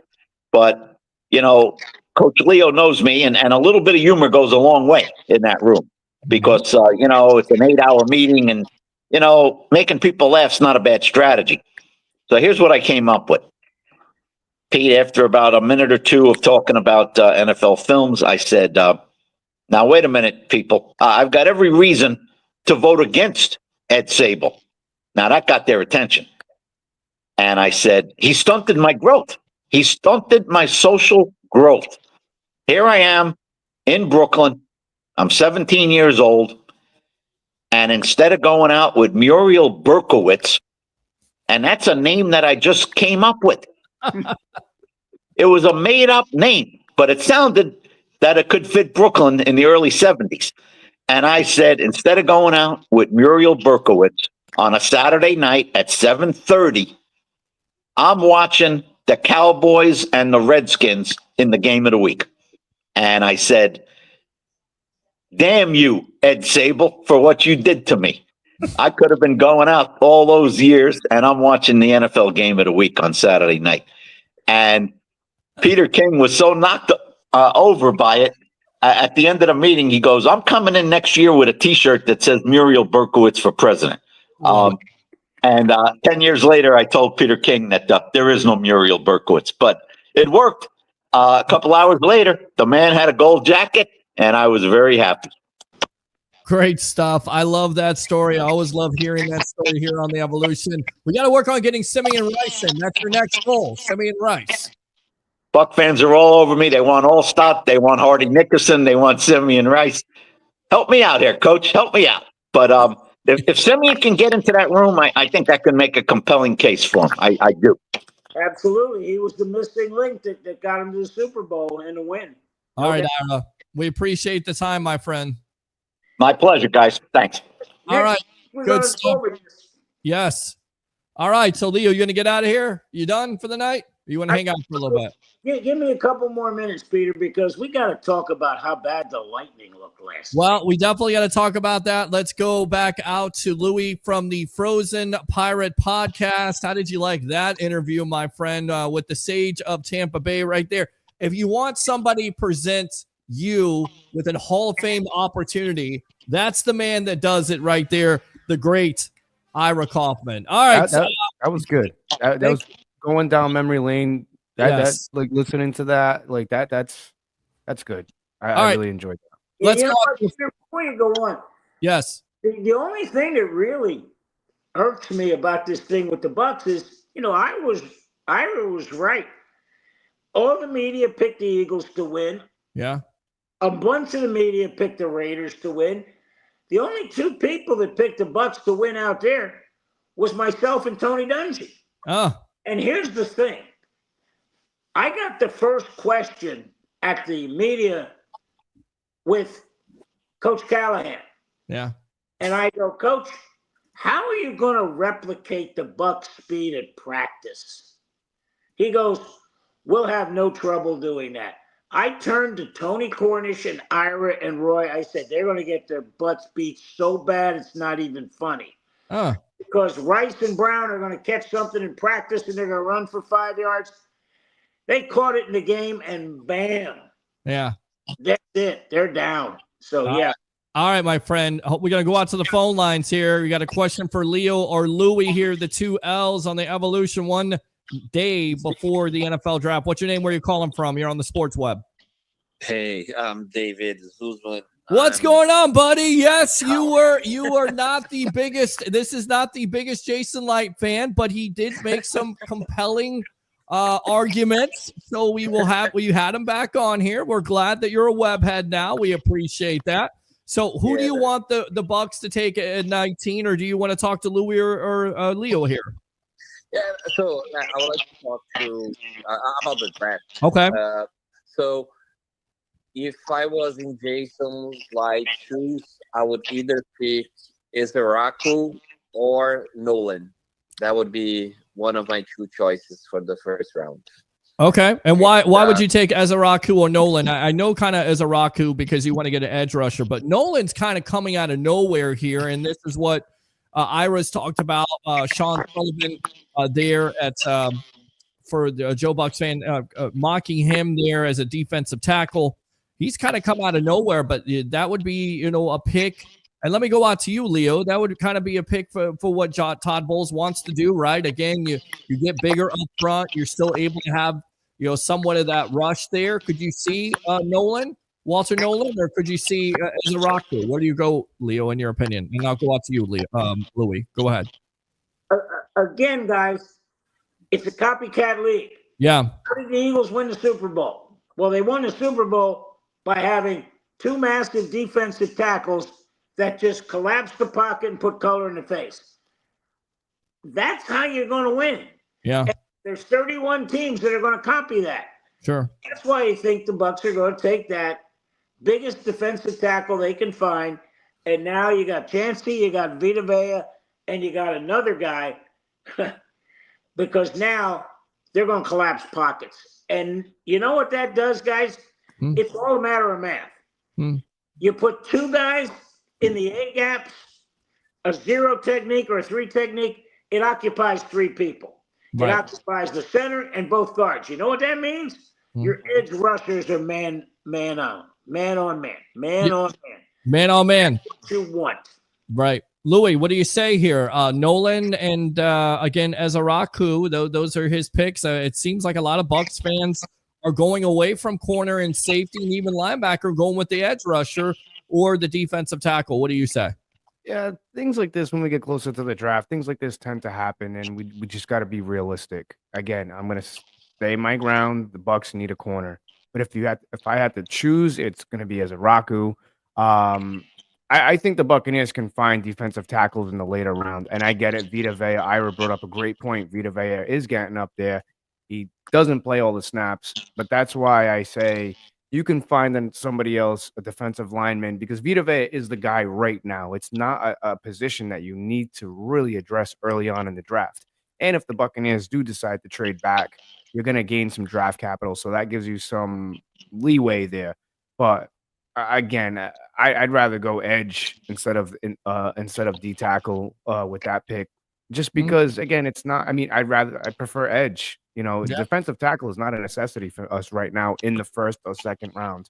Maybe in the third round, fourth round, if there's a guy there. What's his face? Desmond Watson, the big guy, 464 pounds, man. Him and Vita Vea up front. Imagine that, and you can get him in the fourth or fifth round. And you hit the nail on the head here. There isn't a glaring need for the Buccaneers. It's not like, oh my God, we need this guy. We need this position. Right. They're pretty well set at 22. 11 on offense, 11 on defense. They're just going to be adding people to it. It's not like Cleveland or the Giants or the Saints that have holes. Everywhere. I mean, I'm talking last night to Gus down at the Saints. He goes, name me any of the Saints starters that are top 5 players in the NFL. I couldn't. Yeah. They don't have any. They're getting old. They're getting there. The Bucs, they got a few. But the bottom line is the Saints, the Falcons, and the Panthers are there to be taken. Just be smart with your pick. Right. I tell you what, I think Ira's right. I don't think you're going to get any takers to move up because they're going to see on their draft, because the Bucs want to get out of 19. They want to go down. Well, Leo, I agree with you. We got an update really quick. The Magic lose game 2, so now they're down 2-0 to the Boston Celtics, 109-100. Go ahead, Louie, and then we'll get out to you, David. Stand by. Leo, I agree with you. And again, in my opinion, I strongly feel about I have a strong feeling. I don't see any team moving up to trade the Buccaneers at 19. I think the Buccaneers can only maybe just trade back a little bit. I could only maybe see a team like the Browns who have a tendency of trying to get back into that first round to grab somebody. Maybe if Shador is there, maybe the Browns do call if they winded up getting Travis Hunter. That's something else that Buck fans should be on the look for. If one of those top 4 teams decide to draft either or, maybe they Travis Hunter, maybe somebody wants to trade back in. But I mean, again, to me, the biggest hole in this team right now is corner. To me, it's corner. And again, you can could be because again, you make the point. Jamel Dean here, Leo and Louie, competition, as Todd Bowles has said. Also, Dean's not able to stay on the field, and then you look at the injury situation with Dean, and you're down to 2 cornerbacks that weren't good, and Funderburk, who's a young player, and of course, Josh. That's what I'm saying, Peter. Like, there's a. Peter and I had this conversation last night. Yes. I'll put the question to you. Do any of the corners the Buccaneers have scare you if you're an offensive coordinator? Right now, no. But if you were to add a kid like Trey Amos from Ole Miss, I think playing under Jamel Dean and Zion McCollum, I think Trey Amos and Zion McCollum can really complement each other. Trey Amos is 6'1". He runs a 4.4. And Xavier Watts out of Notre Dame, who plays corner and safety. Those are guys that offensive coordinators have to game plan for, because they do one thing. They change the complexity of the game and they turn the ball over. They get interceptions. And that's something that the Buccaneers lack this year. I think that what they did with Hassan Reddick and what they have with Yaya Diaby, and I have something to say about Yaya Diaby. I think he needs to kind of tone it down a little bit with the I'm going to lead the league in sacks. Well, that's Cansey. That's Cansey. Oh, that was Cansey. I'm sorry. Yes, Cansey. That's Calm down with that. Calm down with that, because now you really have to back that up, And I love that he's doing that. But again, you're not going to be able to do that. I don't really like when players do that, especially with the Bucs, because they had one of the worst pass rushers. Anyways, that's neither here or there. 2 of those guys, I want everybody out there, all the web heads out there, go take a look at Xavier Watts. Go take a look at Trey Amos before you make your final selections here. Again, I think one of those 2 guys can really benefit the Tampa Bay Buccaneers. And if the Buccaneers decide to trade back, I think one of those 2 guys will still be available. And you can't go wrong with one of those picks, because you may be right about that. Leo, I know you want to go ahead and you want to finish your thought here. You want to go out to the phone lines here, because we still got David on the line. David, you want to finish your thought here? Peter, I honestly, I got to call the left-hander. I just got to say one last thing. Yes. One of our people with Amped Up Sports yesterday morning, Coach Pat Gincanteri, who covered the Saints for us and was our soccer guy along with Mike Simsack. The end of March, wasn't feeling well, had some stomach issues, went in. Stage 4 stomach cancer. None of us knew. And he passed away yesterday morning. So rest in peace, Coach G. And guys, Peter, what time tomorrow night? Louis tempted me to come on at 8:00 at the start of the draft. So I don't know if we start at 8.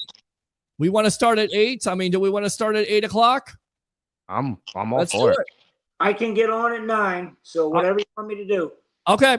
All right. Let's figure it out. I'll tell you what. You put it in the box there, guys. We'll put it out there on Facebook. If you guys want me to do the entire draft at 8:00, Facebook stars are open. YouTube super chats. If you want it, put it in there or put it on my page, and we'll do it to it. Leo, I appreciate you. I'm sorry about your friend passing away. God bless him and his family. He's in no more pain. And of course, it's a loss for Amped Up Sports. But again, we'll see you tomorrow night, my friend. All right. Take care, guys. All right, night, Leo. Stuff. All right, let's go back out to David. David, go ahead and finish up your call, and then we'll get out to Harry the Greek. All right. Yeah. So I kind of agree. So if Ezirako is available, I will go with Ezirako. If he's no longer available, I really like Nolan for the reasons that was stated. I think Vita Vea, he's not playing a lot of snaps. Todd Bowles is doing a lot of rotation on the D line. Yeah. So I think it would be a very good thing to have Nolan. With that being said, I completely agree with Louie when it comes to the cornerback need. Okay. And I think I would only be happy with this draft if Jason Light he trades up to either get Ravel, Amos, or even Azarea Thomas from Florida State. Round. You may not have to trade up. You may be able to go in the second round. Go in the second round. You may be able to get one of those players in the second round. So, David, we're going to revisit this. Yeah, we're going to listen. I'm glad you're going to be happy with Jason Light's draft. We're going to revisit this. I'm going to expect you to call tomorrow night when Jason Light makes the draft pick. You're going to become a regular webhead and use that second call if you want to, my friend. All right. I appreciate you. Sounds good. All right. Thank you, guys. All right. Go Bucs. Yeah, go Bucs. Yes, he said it right. Go Bucs, baby. Go Bucs. All right, let's go out to the phone lines here as I'm losing my mind. Let's go ahead and get his intro on. Let's see if we can get him on. Mr. Harry the Greek, welcome. What's happening, guys? Buddy, we just had Ira on. We had Leo on. We got, of course, Louie from the Frozen Pirate podcast. One night or 1 day away from the NFL draft, and they're trying to get my boy Louie. Yes. My boy Louie is down there. I'm glad he made it back from Virginia. I'm hoping they let him out okay. Well, Nashville. Nashville. My liver hurts a little bit, but we're slowly recovering. My girlfriend's a nurse. She told me to take milk thistle. That really helps out a lot. Well, there you go. It was a good time. Yeah, but you said you had to go through Virginia, right? Yeah, we stood in Virginia for the night because I already drove for like 10 hours. Yeah. His wife too is great. She's a keeper because she was actually holding the lights, so he didn't appear dark because for a while there we couldn't see Louie. We couldn't. Yeah, tongue twister. He was in the dark room there like Aaron Rodgers. So, Harry, what's on your mind? Yes, I know you did. By the way, on my mind. Yes. I don't know. SpaceX, Tesla. Those things are on my mind. But you know what's really on my mind? Well, tell me what's on your mind about SpaceX and Tesla. What's on your mind about a Tesla? Because I got one. If you want to, I know that. I just hope all your computers can work. And everybody, please stay away from Peter's Tesla. Thank you. He packs a very, very large gun. Anyway, there you go. Exactly. I heard Louie say something that there's this big, huge defensive lineman that's in the draft. And you know what, Louie, that's not a bad idea. Let me tell you why. Because right now it's not as much of a passing league as what people say. I mean, let's look what happened this past year with the Philadelphia Eagles. They sure as hell didn't get there because of Jalen Hurts. Okay? No. People are running the football, and people are taking notice to it, and it's becoming that way again. And a lot of teams, there's cycles. Every 10 years, something happens. Well, I think we're at the end of that cycle. So why not get another defensive tackle, a big one, to pair him up with Vita Vea? Anybody remember back 2004, 2005, 2003 with the Chicago Bears, before Tommy Harris came in? The Chicago Bears had almost 800 pounds in defensive tackles. I remember that. Between the two. Ted Washington, right? And Keith Traylor and Ted Washington. Yes. That just freed up the outside linebackers. It freed up the defensive ends. And I'll tell you what, teams didn't dare. They just didn't dare to run up the middle because there was nothing you can do. And those guys, I mean, they couldn't play every single down. You had to have rotation. But, man, can you imagine Todd Bowles with the way he blitzes with those two guys up front? Give me a break. And you got a lot of speed on the outside, too, with Diaby and Hassan Reddick. That's why I said a lot of people. Well, I would love to see the Buccaneers have, 600, 700, almost 700 pounds in defensive tackles. That would be absolutely amazing. You're right. So, Diaby would beast out there. So the kid that I'm calling for, he's from the Florida Gators, Desmond Watson, 464 pounds, 6'5". All right, that's a big boy. He's a project, though. I know who he is. Yeah, that's what I'm saying too. And I don't know if he will last in that Florida. I don't know if he'll last in the NFL. Yeah, but you can't really. For me, you can't go wrong with someone like that. Again, that's why I said if you're gonna draft somebody, it's not really a big need. I wouldn't mind seeing it done. But like someone like that, if say if the Bucs start addressing 400 pounds. Listen, Lou, you get him down to 400 pounds and he could be serviceable. Oh, he's going to be a force. Right now, he's a fifth, maybe a sixth-round draft pick or even undrafted. Agree. I don't think, he's going to be. I mean, you're not going to take this kid in the first 2, 3, 4, 5. No. 5 rounds. Yeah. Like you said, he's a project. The Chicago Bears also have something very similar. They ended up getting a cast-off from the Green Bay Packers. The Bears actually re-signed them this year, and I watched them play a little bit. Kind of an unknown guy. His last name is Ford. He's a beast. He's got a nice burst up the middle, but he's only a two-step guy. And it creates a lot of havoc.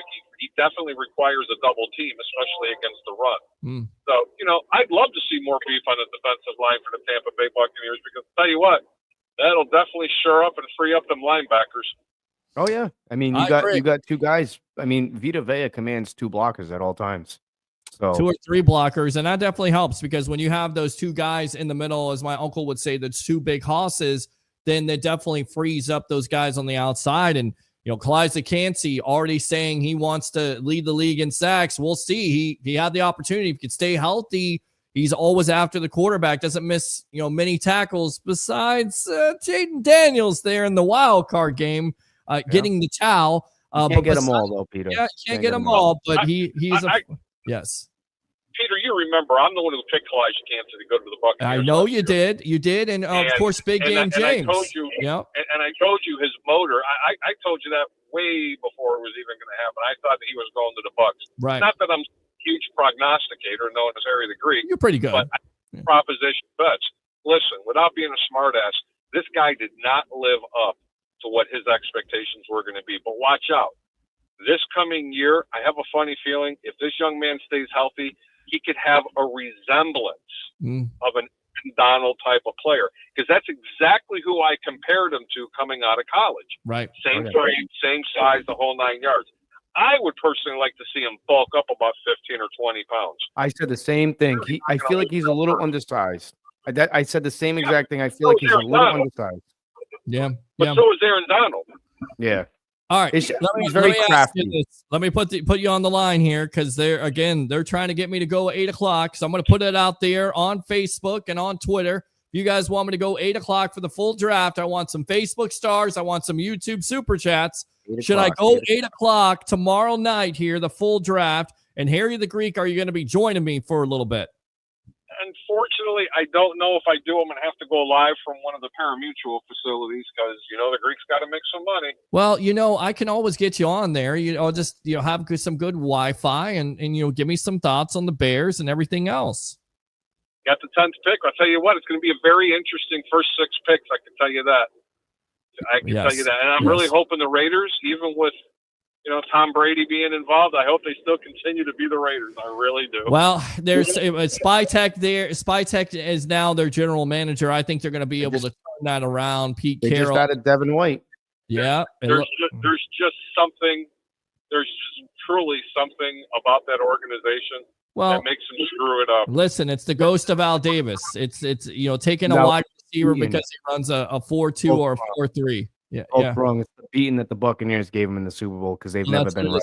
Never been right, and Rich Gannon, they absolutely never been right since. No, they have not. But it is the ghost of Al Davis there, taking players that you shouldn't take. I think they're going to be able to rectify that situation. I hate to tell you, I think it's going to be that running back from Boise State.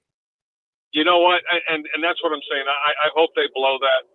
You know what? I'd love to see him in a Bears uniform. Everybody's talking about it in Chicago. Yeah. They're going to move off because they have all this draft capital. And they're actually, from what I understand, my ears to the ground, there's one running back by the name of DeAndre Swift that's on the package with it. They'll give him, they're going to switch picks. DeAndre Swift, a second rounder this year and next year, and a third rounder for that number 6 pick. Well, listen to that.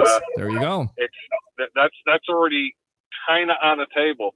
I don't want to see them give that all up. That's a lot of draft capital, and I really like that running back. But boys, let me be really clear. Yes. There's 2 other running backs in this draft that are going to be really, really, really, really, really good. Well, the kid from North Carolina. They didn't do it. Right. And they picked up either the tight end, who I don't think they need, the kid from Penn State, but I still want that left tackle. You give me that left tackle, and this team will be really good for a lot of years to come. Oh, God, yeah. You continue to build that offensive line over there in Chicago? You kidding me? Well, no, I agree with you on that. I think you could take Campbell at LSU. That would be the main pick for me. I thought they should have taken an offensive lineman last year, but they took Rome Odunze, the wide receiver, and of course Caleb Williams, and that's how you build your team up. Put that offensive line, and they built that offensive line in the offseason, so there should be no excuse for Williams to be successful for that offense going forward. It's going to be a really exciting first 10 picks because you don't know what's happening. But I promise you, if the Raiders screw this up, this kid should fall on his lap. And I think the Browns are going to screw this up.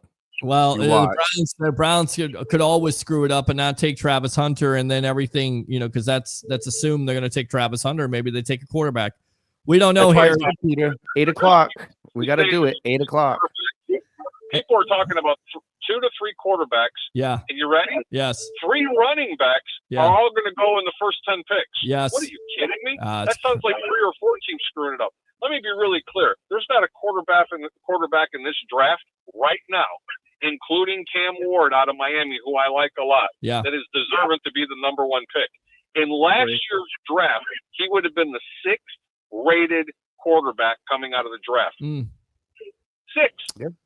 Well, it tells you everything you need to know about the quarterback draft. So a lot of people are trying to reach for one. A lot of people, again, the beauty is in the eye of the beholder, and we'll see what Tennessee is going to do. But it's certainly they're going to move on NA's boy. Which you're investing a lot into a quarterback it's Tennessee. Yeah, like if I'm Tennessee, I'm trading out of there. I'm trying to pull a finesse job like the Bears. They've already said that they're not trading out of that first pick. No, they already have it. They already know exactly what their pick is going to be. Yep. Your first 3 picks, nobody's moving.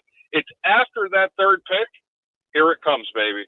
Because teams that are looking for a left tackle are going to jump. People that are looking for a running back, they're going to jump. Yeah. And people are saying there's going to be 3 to 4 running backs taken in the first 10 picks.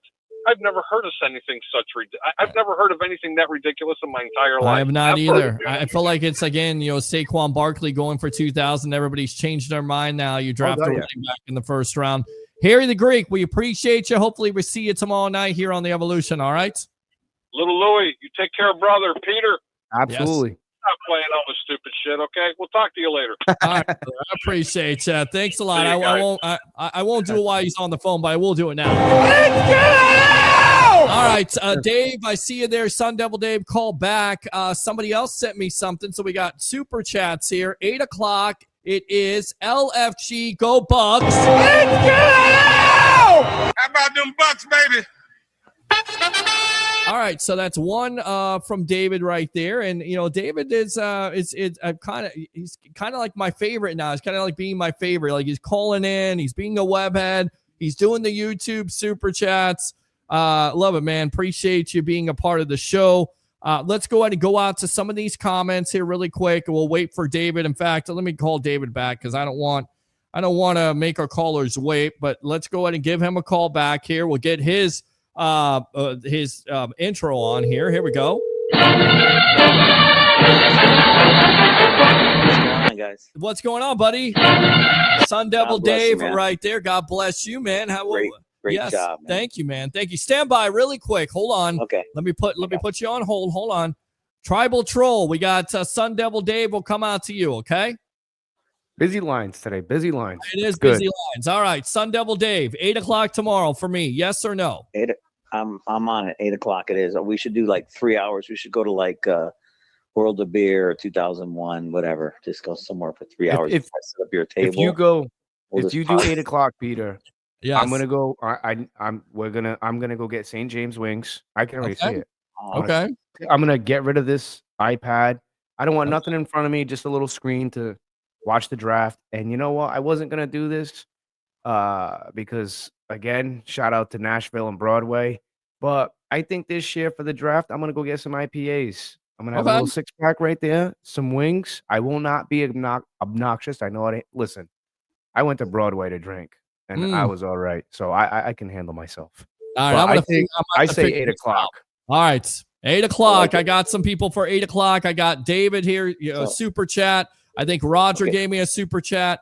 Roger, stand by here. Yes, go ahead, Real Dave. quick. So yes, here we're going to talk NFL draft. So I'm listening to this guy, Peter Schrager. Am I saying the name Schrager, right? yes. Peter Schrager, yes. Went from the NFL Network to now ESPN. Yes. Yes. So his projected, he has, first of all, he has the Bucs taking McMillan out of Arizona. Yes, wide correct. receiver, We will talk about now, that in a moment. Now, it's not as crazy as you think. We can go ahead and dissect this because this is one of the things I wanted to dissect. I actually wanted to ask Ira about it, but we got, so many great questions and so little time with Ira. So when we got that little time, we got to, ask as many questions as possible. But I definitely don't think this is far-fetched as a lot of people believe, and I'm going to explain why. But go ahead.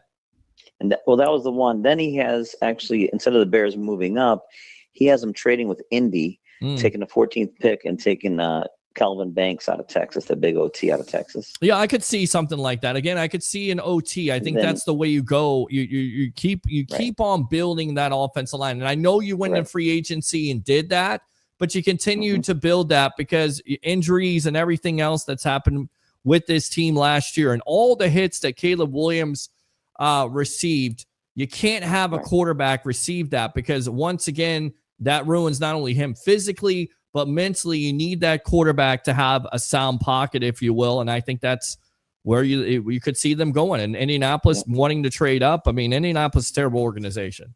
And it starts with Anthony they're taking Richardson. Loveland out of Michigan. Yeah. So they want him to trade up to help out either Richardson or Jones or whatever mess they have over there in Indy. God bless them. Yeah, so I don't know what they're doing over there.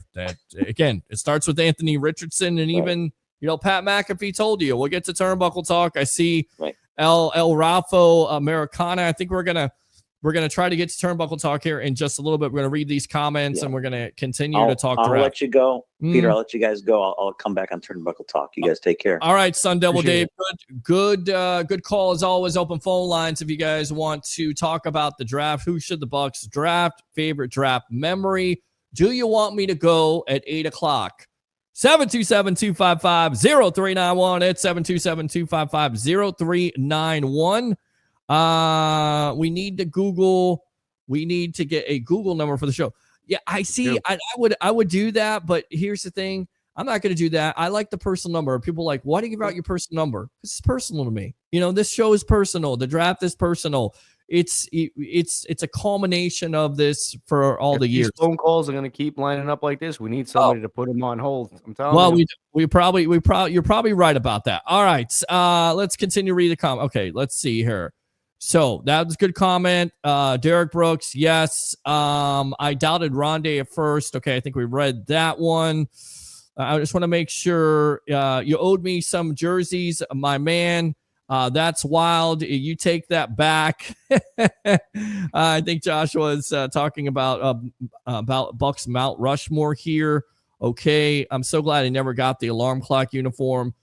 Tope Daddy, my favorite was Carl Williams jersey. That guy was Carl the Truth Williams there as a punt returner and a wide receiver. Very underrated player. Cubs, they're patient, fifth in walk rate, powerful, third in isolated power, and they hit for average, third in batting average. Barber, says Carl. David, John McKay, Rich McKay, Jason Light, and Malcolm Glazier. Thank you, David. Appreciate it. We'll take it. Yeah. Interesting. Joshua says it's hard. I'm going Selman, Sapp, Brooks, Evans, and TB. I think he went Tom Brady. Tom goes because absolutely, Joshua. I can completely agree with you.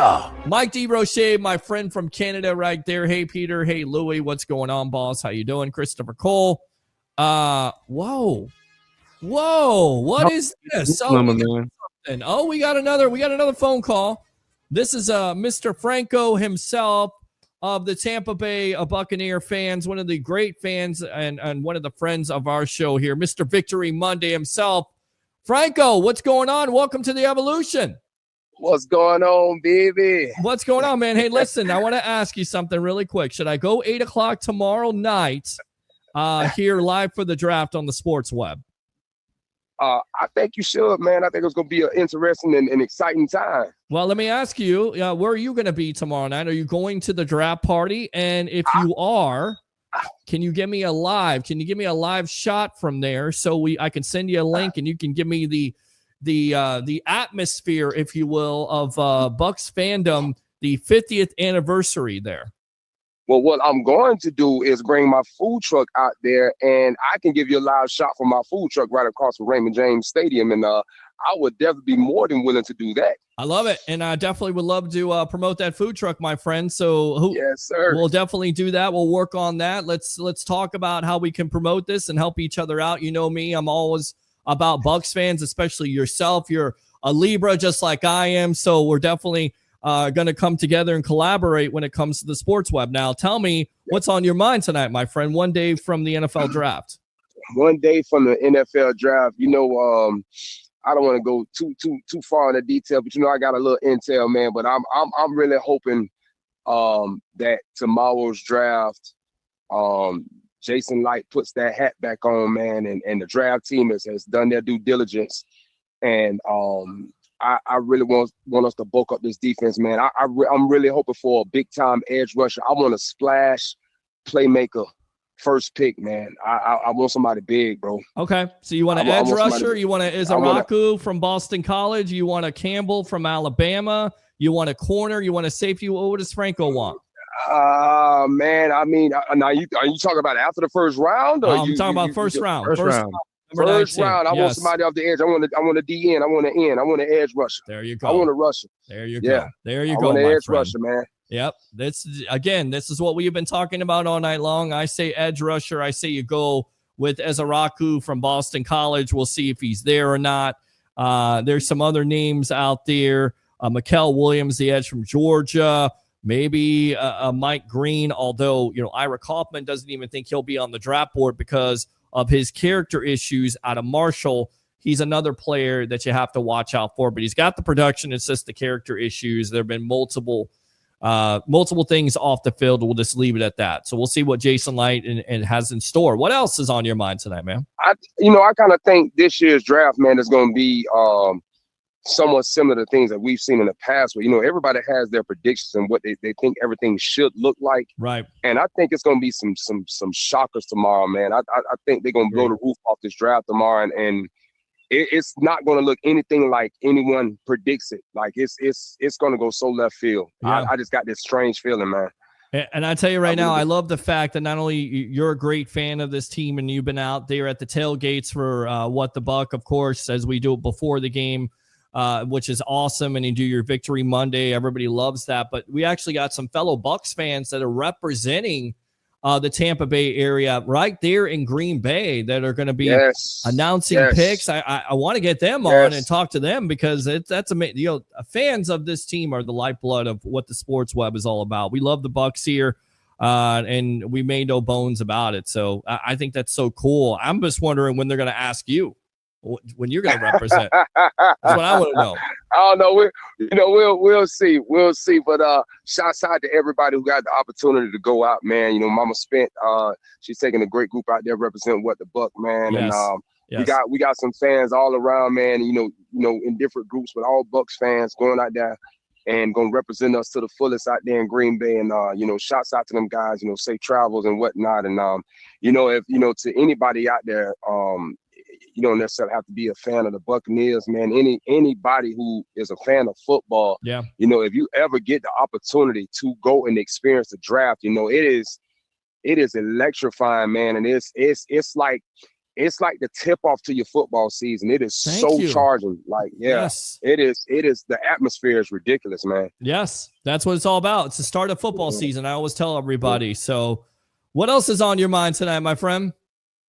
I don't know, man. You know, Pete, I know you do you cover wrestling too, bro. You know, I haven't been keeping up with wrestling, but damn it, man. You know, I'm in my kitchen. I'm getting ready to prepare my food truck Saturday night, and I just so happened to throw Peacock on, and I caught the last match of WrestleMania, and I was like, holy hell. That whole Paul Heyman debacle, that shit. Love it. I listen. I love the first night of WrestleMania. I love Paul Heyman turning on not only CM Punk, turning on Roman Reigns, and he gave him the Greco low blow, and he did it to Roman Reigns like he did it like Ric Flair style, even better than that. I thought that was just cinematic. And then of course Monday, he got in there. Oh, he got in there, and that was hilarious. Yes, but the second night of WrestleMania with John Cena, I thought was largely disappointing, and the reason why, and we're going to talk about this on Turnbuckle Talk. So. Well, we'll talk about it because The Rock had some comments about it, but The Rock wasn't involved. Yeah, Travis Scott. Listen, we talked about Travis Scott, how you should receive a receipt, if you will. I just don't understand why he's a part of it and The Rock is not a part of it. I would have given him a receipt right across the face. I know you would have. I know you're not the biggest Travis Scott fan, and I understand it. But to me, it was just flat. The second main event was flat. The explanation that The Rock gave behind the whole Pat McAfee on his show, he kind of detailed it, and he pretty much just brought it out like he didn't want to be a part of it. Like once they did the whole storyline, the whole build up with John Cena turning on Cody Rhodes, he felt like that was enough. So he felt like at that point, his work within that was done. So that's, and he pretty much said he just stepped back and just let it build itself. But I don't know, man. That doesn't work for me because if you bring out Travis Scott. And Louie, I know you want, but you're bringing out Travis Scott and you're talking about taking my soul and you're doing this whole big thing in the Elimination Chamber. And then you're just saying, oh, we're just going to go away. No. He's the final boss. But that's what it comes down to. I think I think what they're trying to do is that he's the final boss. He's the gatekeeper of everything. You get what I'm saying? If that makes sense. I think he's just the gatekeeper of WWE. Like, I don't know how else to put it, but we'll get into it because I got a lot of interesting things that I'd like to say about it, and we should definitely talk about what was the best match overall. We will. And I think we will definitely do that. That's going to surprise some people for what I have to say about what probably will surprise some people. We always love to talk wrestling on this show, and Franco, you're always welcome to talk wrestling on Turnbuckle Talk and talk Bucs and talk anything you want to, my friend. All right. Yes, sir. I appreciate y'all, man. And thank you for everything you do, Pete. Hey, man. Thank you for everything you do, Mr. Victory Monday. And use that second call if you feel froggy, all right? Yes, sir. Will do. All right. Good stuff there. Franco, big-time major fan for the Tampa Bay Buccaneers. Open phone line, 727-255-0391. It's 727-255-0391. I love when Buccaneer fans call this show. I love when people want to talk NFL draft. I love when people want to talk, NFL football in general. And I love when people want to talk about wrestling because they always say, wrestling doesn't belong on the show. And fans, webheads have told you over and over again, they want to talk WrestleMania. And we will just, a lot of people like to talk about wrestling. I mean, there's a lot of, and again, to all the webheads out there, we understand that there's a lot of other Buccaneer podcasts, and you're here with us, and we appreciate that. Everybody, it's not just us, it's everybody. Everybody's a wrestling fan, man. They just some people just don't want to admit it, but they're a wrestling fan. Everybody's talking about it. You know how many other podcasts I've heard already? Them talking about it. Yes, Harry the Greek. Harry the Greek is a secret wrestling fan. He loves Dick the Bruiser. And he loves Dusty Rhodes, and he told me one of these days he's going to definitely come on. And when he comes on and talks wrestling, this is what I'm going to play. There you go. Let's see here. He's probably just like, I'm going to kill you. All right. From the sports, Derek Brooks, Warren Sapp, Leroy Selman, Rondé Barber, Mike Evans. Thank you, Sun Devil Day. Appreciate that. I miss Culverhouse. Will you shut up and be quiet? Mrs. Culverhouse at all. You're a jerk. Oh, my God. Who the hell cares? Carl says we need more faces on Mount Rushmore of the Buccaneers. I agree. Joshua says, you're right.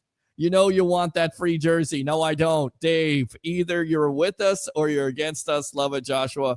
Oh, Mean Gene, there you go. Mike D. Roche, Evans, Sapp, Alstott, and Brooks. Mike again. I like the Sun Devil running back. His name escapes me. Scattaboo. I think that's his name. Love me some Iris, says Cole. Mike D. Roche. R.I.P. Steve Mongo. Michael Scattaboo. Yes. Cam Scattaboo. First timer. This is amazing. Thank you, Calvin. Appreciate you. Come back here. Always feel free to call the phone lines. They are open. 727-255-0391 and 727-255-0391. So welcome to the evolution of Sports Talk Television. We need the documentary. I agree. I love to be in that. That'd be amazing. Cool. Being a Bucs documentary like that. Bears trade for Kittle. We'll see. This is pure gold. Thank you, Tim. Appreciate it. Yeah. Mike says we need a corner. We'll see. Cam Jordan went just before Claiborne did, Peter. All right. I thought he went after, but I'm wrong. Maybe I'm wrong about that. Can you look that up? 2010 NFL draft, please. We need Denzel Burke, says Mike. Classic episode tonight. Thank you. Oh, yeah. Thank you guys for tuning in. Bucs, no matter who they draft, are still an 8-win team. Oh, my God. Who the hell cares? Start at 8. Roger Shue with the YouTube. A super chat. Bear down. Go Cubs. Go live at 8. We'll see. Cubs win 7-6. Win series over the Dodgers. Cubs win. I loan Peter the large gun. Thank you, Tribal Troll. Go Cubs. Go. David says, here's what I would do the next 3 days. Edge as a Raku. Trade up. Get Revel. Andrew Mukumba, safety, Edge, Robinson, Jamari Caldwell, and Elijah Badger. Thank you very much. Told you, Pete, Bears moving up. Jim, Peter, you do the first round night for the draft. I'm definitely thinking about starting at 8 o'clock. Yes. Damn it, Jim, what the hell is the matter with you? Check your super chats. Absolutely. We got some there. Thank you very much once again. Appreciate that. Christopher Cole, Raw in NXT was a lot better. It was. Sun Devil Dave, Scattaboo may go early second round, and Cole, CSB brother. Culverhouse is the worst owner in the history of sports. Easily. All right. We'll get some more draft talk here from you guys, and then we'll go into Turnbuckle Talk because I'm getting ready to do it because there's so many things to talk about. I'm excited about it. But going back to Peter Schrager of ESPN, Tutoria McMillan, the wide receiver, Arizona. He says the all-world athlete would be the perfect addition to the wide receiver room with a mix of veterans and young players. The Bucs love Mike Evans, Chris Godwin, and Jalen McMillan coming off a solid rookie year. McMillan would be the perfect student for the veterans to teach. I do not think this is as far-fetched as a lot of people believe. No. Because if your edge rushers are off the board, if they make a run, if you're not going to get a corner or a safety, let's just say you don't necessarily believe that Chris Godwin is going to come back right away. He's going to be 100%. On top of it, Mike Evans is getting up there in age. Chris Godwin, a little bit up there in age. We'll see. Jalen McMillan, young player. But then after that, you saw the injury situation with this Bucs wide receiving room with Sterling Shepard, not bad, and then Trey Palmer. And then who else? Raheem Jarrett. So if there is a McMillan on the board and you look at his body, a lot like Mike Evans, right? Mike Evans, Calvin Johnson, 6'5", maybe. 212. 4-5. Yeah. Rodney Barber thinks, Matthew Golden out of Texas. Speed burner. 4'2", 4'3" guy. I wouldn't be opposed to that because I do think that this Buccaneers wide receiver room does need a little bit more speed. I like McMillan's speed. I thought Trey Palmer would have been that guy because he showed some speed. Just, I don't know where he is. But yeah, I mean, they can go a couple of ways. But back to that 2010. It wasn't the 2010 draft. It was actually the 2011 draft. Yes, 2011. Yes. Cam Jordan was picked at 24th, and Adrian Claiborne was picked 20th. See, I told you now, Cole. Yeah. Come on, guys. You know how I know that? Because I was there at the press box with 10:10 a.m. with Steve White, Sam the Godfather, and Jenna Lane was a guest on the show. She was calling in as an analyst at the time. I remember this. And I know who the first round pick was. The first player in that draft was Mr. Cam Newton to the Carolina Panthers. And then it was the greatness of Blaine, and you have Blaine Gabbert to the Jacksonville Jaguars. Yes. Oh, yeah, that's right. Julio Jones was in that draft. AJ Green was in that. That was a loaded draft. Mark actually. Ingram was in that draft. I mean, come on, man. Yeah, that was. I'm actually looking at it right now. It was Cam Newton. Wow, Okay. Cam Newton, Von Miller, Yep. Marcel Darius, AJ Green, Patrick Peterson, Julio Jones, Alvin Yep. Smith, Jake Locker. Oh, geez. Jake Locker to Tennessee once Tyrone again. Smith, JJ Yeah. Watt, Christian Ponder. But a lot of, Christian Ponder to Ponder the was. Vikings there. Yes. Yeah. Who Florida else? State. Nick Farley, Robert Quinn. Nick That was Farley a- from Auburn, and that was Yeah. the national championship team. Go ahead. Yeah, he went to Detroit. Robert Quinn was in St. Louis. Correct. Mike Pouncey, Miami. Ryan Kerrigan, Washington. Nate Solder to the Patriots. Real quick, a lot of fans wanted at the time Kerrigan to go to the Bucs, but of course he Yeah, I goes to remember that. Washington. I think that's who you're thinking of there, Cole. Go ahead. Yep. Cameron Hayward was also in that draft. He was picked 31 to the Steelers. Ironhead Jimmy Smith. was another killer of the Bucs when he was with the Saints. Now his son went to the Steelers. Yep, go ahead. Muhammad Wilkerson, remember that? That was somebody that that a lot of Buck fans wanted to. Yep. He went to the Jets. Jets. That didn't really work out too well. Nope. I mean, this Prince Akuma, I butcher his last name, but Prince Akumakora, I believe his last name was Akamora. That's what it was. Yes, Akamora. New York Giants, The pick Giants. 19th. Yeah. Corey Leggett, Yeah. San Diego. Wow. Oh, look Yeah. at this. Look at this. Boy, oh boy. Would you look at all the guests that are calling in tonight? And they're just calling in on the phone. Yes, it is. Let's go out to JC Allen of Sports Illustrated. Welcome to the evolution of Sports Talk Television. I got my gang of Massachusetts guys right here. I got Louie from the Frozen Pirate Podcast. I got my guy here, JC Allen, killing it, man. Welcome back to the Sports Web, boss. How you doing? I'm good, man. Just busy. Just finished up my final mock draft, getting ready to publish that tomorrow. Finished up all my best fits for the Bucs through round 1 through 7 each position. Okay. So, just are you locked going into the live draft. tomorrow? Are you going live tomorrow on your sick podcast? Or are you going to be here on the Sports Web? And should I go live at 8:00? I will be at the facility after the pick is made, and probably after we speak to the new player. I'll probably go live for an instant reaction on the podcast. But there's plenty of time for me to call in prior to that. Or after that. Or you could video in? You could probably video in, can't you?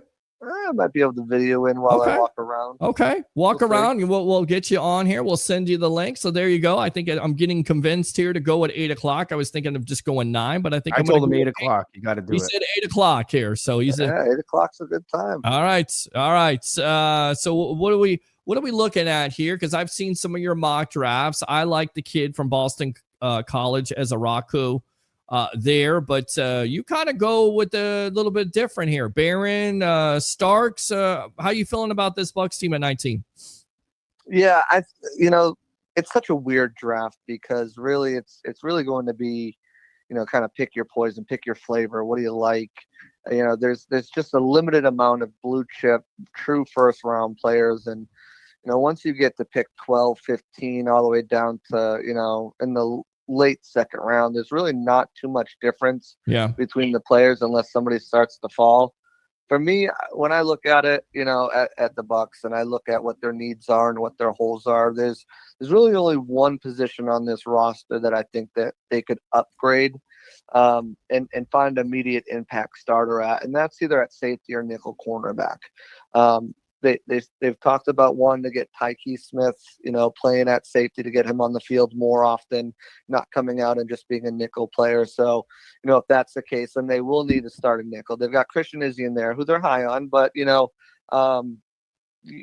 depth there after that is non-existent. You're back to sliding in Tyke Smith or Antoine Winfield Jr. if something happens to Izzy. And remember, he's coming off shoulder surgery as well. After getting injured late in the season last year. So, if that's the case, he's out, you move Tyke or Antoine, now you've got Kayvon Merriweather. So looking at safety, looking at nickel, looking at someone who could potentially play both of those spots, to me, makes a lot of sense for the Bucs in the first round. I tend to lean that way. Starks, Jahdae Barron really intrigue me as two players who I think can come in and make an immediate impact for this Bucs team. But there are certainly other players there as well that I like. Talk about Barron a little bit because we've heard here, lots of mocks out there. I think Miller has him there. They say he's not typical size profile for the Bucs. I mean, that's why I would say the Bucs wouldn't go with him, because he's not the lengthy, he's not Jamel Dean or Zion McCollum. But, what does he, besides the versatility, what does he bring to the table that you think would intrigue Jason Light and Todd Bowles in this defense? Yeah, I mean, he's a baller. He's versatile. He can play outside corner. He can play nickel. He can play safety as well. He's aggressive. He closes downhill in the run game. He's a strong tackler, which is why a lot of people think he'd be a really good nickel cornerback. He excels in zone coverage. He's got tremendous feel and anticipation for where the ball is going to go before it even leaves the quarterback's hands. A lot of the time as well, the quarterback will just look him off. We'll see Barron's over there. He's in tight coverage and won't even throw the ball that way. He's got great closing speed. He had 5 interceptions last year, 11 pass breakups. There are some knocks. He doesn't have the size, obviously. His long speed is something that's can be longing for. And he can get handsy when he's beaten, but he's one of the best corners in the draft, and he can play all over the place. And really, that's what he brings, is like a chess piece for Todd Bowles' defense. With same thing with Starks. He's got different strengths and weaknesses, and I can get into that. But with Todd Bowles, if you've got Barron or Starks, Tyke Smith, and Winfield there's really some endless possibilities, some really creative looks and disguises that teams really won't know who's coming on a blitz, who's playing the slot, there's really a lot of interchangeability there. Is there a chance that Will Johnson from Michigan is on the board? Because Jenna Lane thinks there's a possibility. Of course, the reason why you would stay away from Johnson from Michigan is because simply of what you got with Dean. Johnson wasn't able to stay on the field, although he's a big-time playmaker, 9 interceptions there. So do you think there's a possibility that Johnson could be on the board because of the injury situation, or is the profile, the characteristics, and the statistics just too much for teams to pass up on? Yeah, I think he could be there. I just don't know if the Bucs are interested. I haven't really heard anything about him being interested. Wasn't a combine interview. There wasn't a 30 visit. There wasn't really, reported sightings of them at, his pro day. So I really don't think he's someone that they're going to be. He's more like a press off coverage zone cornerback. He's not really great in zone. It would really depend. The Bucs really want to start to get home with 4 edge rushers, which if they brought in Hassan Reddick, and I think they'll probably add a defensive tackle to rotate with the other guys. Yaya's poised to take out. If that's the case and they can get home with 4, then they can go to more of a press man look than more of that zone off zone coverage, which is they play, I believe, like 76% of the time they're in that coverage. So they can really get back to that press man, and Jamel Dean actually thrives in that. Zion McCollum, with his length and his size, he would do really well in press man coverage. But you really, it's hard to play that coverage style when you're not getting home, because if you make a false step somewhere, or you're going up against a certain player who maybe you bite on a double move, now you're screwed. If they want to get back to that style, I think Will Johnson fits. There's a lot of talk about Maxwell Harrison as well, the corner from Kentucky. It's a little early for him. 4.28 on the 40, but he can't teach speed, but he's a little bit smallish at this point. I mean, same thing. Yes. But if the Bucs are going to that press man south, they're looking to kind of evolve the defense to involve that more as their calling card in the secondary. Then he makes a little bit more sense, because even though he doesn't have that typical size, he's got really good length, and he's really good at jamming receivers and being physical throughout the route to kind of get them off tempo and off out of rhythm. And he's really physical through the contact point too, So I do like him. Obviously, bigger receivers he'll struggle with, but I'm talking about like Mike Evans, 6'5" guys and stuff like that. But he projects to be like a solid cornerback number 2 with just really high upside and ball skills. All right, we got JC Allen of Sports Illustrated on the line here. We're going to go out to our new co-host from also Massachusetts, so this is going to be interesting. Louie from the Frozen Pirate Podcast. Hey. He'll get the accent. He'll get the accent. Yes, the Pirate Podcast guy. JC, I got to ask you a question. So obviously for me, the Tampa Bay Buccaneers have a glaring hole in the defense, and for me, I think that's corner/safety. In my opinion, I think they need to go corner. Somebody who can be versatile for Todd Bowles. I know Todd Bowles likes those guys that can play nickel, corners, safety. What do you think about the kid from Notre Dame, Xavier Watts? I mean, for me, a big concern for the Tampa Bay Buccaneers is they're not creating turnovers on defense. This kid had 6 interceptions. I believe he had 51 or 53 solo tackles. How do you think he would fit if he's available there at 19? How do you think he would fit for the Tampa Bay Buccaneers? Because he is very versatile. He can play safety, he can play corner, nickel. What do you say about him? Yeah, Watts is one of my favorite prospects in this draft, and I'm glad you're asking me about players that I've actually written up and have his best fits. In the second round, he's my best fit. Well, look at that. Look at that right there. Yes. I don't think he makes it there, but if he does, I would, and they don't go safety early, I absolutely love him. He's a ball hawk, excellent route recognition, closing burst to make plays on the balls, tremendous football IQ, good twitch and anticipation. He's versatile enough to play in multiple schemes, multiple positions, and at multiple levels. He's got good trigger downhill and run support, won't get fooled with eye candy, and baiting the quarterback to throw his way. There's a few things knocks on him. He's improved his tackling in 2024, but it still needs some refining. He's willing to get his nose dirty as a run defender, but can be over aggressive, outrun the play. And he's got a little bit of a stiffness in his hips and his back pedal, especially when he's in transition. But yeah, I mean, you talk about it: 82 tackles, 3.5 for a loss, a forced fumble, 16 pass breakups, 6 interceptions. I believe he's had like 15 interceptions over the last 2 seasons. He was the defensive player of the year in college football in 2023, winning the what was the name of it? The Bronco Nagurski Award, nation's top defender. Yes. Nagurski. Yes. Unanimous consensus, 2-time All-American. Yes, gotcha, buddy. I like him a lot. Team captain. He just fits what the Bucs look for as a person, as a player, and the things that really he needs to fix is they're coachable.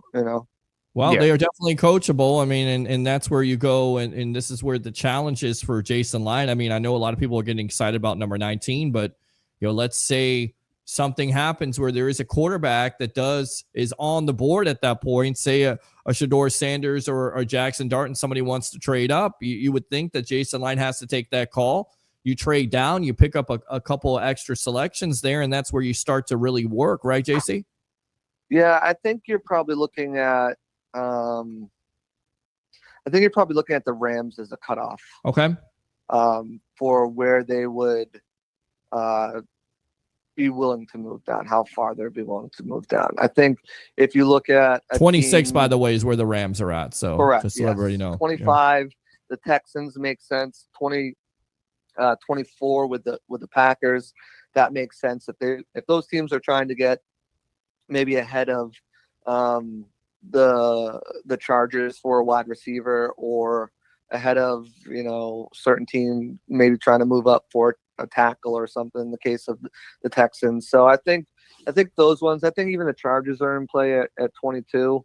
But those are the teams I think are where you're kind of looking at as far as move down possibility. Maybe someone, if things don't go the way the Broncos want and they can't find a trade partner to move up, and they're looking at Hampton or one of these other wide receivers, maybe one of these teams move up, even the Chargers at 22, give you a 3rd or a 4th round pick to move up there to jump ahead of the Broncos to grab a wide receiver. So, there's definitely a possibility. I toyed around in one of my mocks. I had to move all the way back with the Bears. Just they've done a lot of work on their offense and defensive side of the ball. Maybe they want to get another premier type of player. But I don't think they'd go that far back. I don't think they'd go to I don't think we'll see another situation like when they move back to the top of the second round, like because they can move to 33 with the Browns if they want to come up for a quarterback. Sure. They can move to 35, I think it is, with the Giants, or 34 with the Giants if they're trying to do the similar thing. I don't think they want to go out of the second round. I think they value that fifth-year option, especially when they land the player that's worth it. And I just don't think they'd want to go that far back. So 26 is to me is my cap. And those Rams, they like to say F them picks a lot. Oh, they sure do. They certainly do. Oh, yeah. We're on with JC Allen of Sports Illustrated here talking NFL Draft 2025. I'm your host, Peter Blake, your Rolex reporter, along with Louie from the Frozen Pirate podcast. Let's talk about Jahad Campbell here, the linebacker of Alabama. What are you hearing?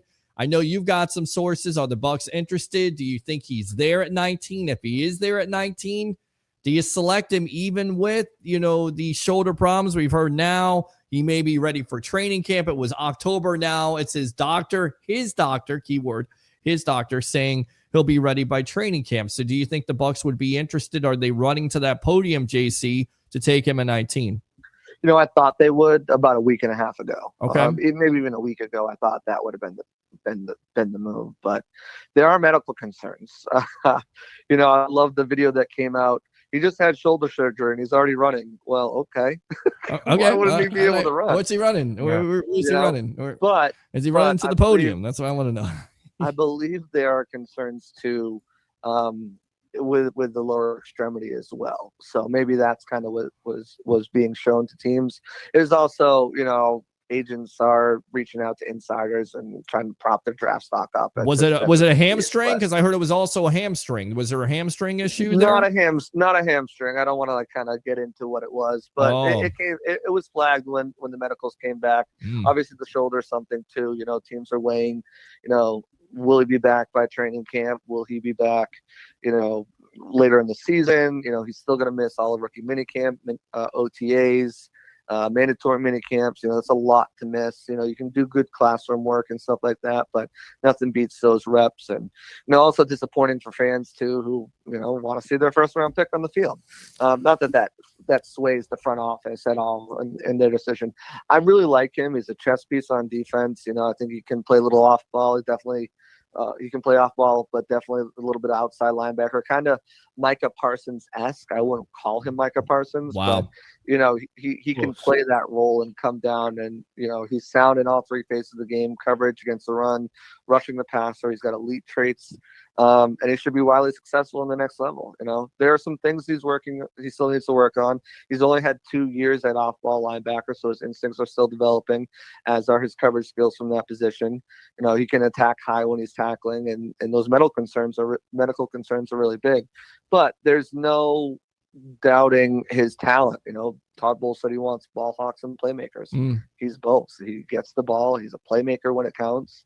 I think he's got Pro Bowl, potentially all pro potential once he's healthy. But again, it's if you're the Bucs and you're pushing for 2025, do you want to take a mulligan on your first round pick, or do you want to get someone that can help you right away?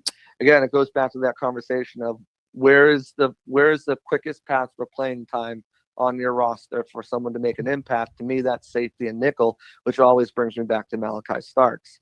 Plus, he's played with Tyke Smith. That communication is going to be easy as it is. So, and I just think he's one of the best players in the draft. I think he's one of those blue chip players. I just think the league doesn't value that position. For whatever reason, they still don't value that position. They didn't value it when Antoine Winfield Jr. came out. They valued it when Kyle Hamilton came out, but there were still kind of questions. They were trying to put him all over the place. They didn't value it when Brian Branch came out. They didn't value it last year when Cooper DeJean came out.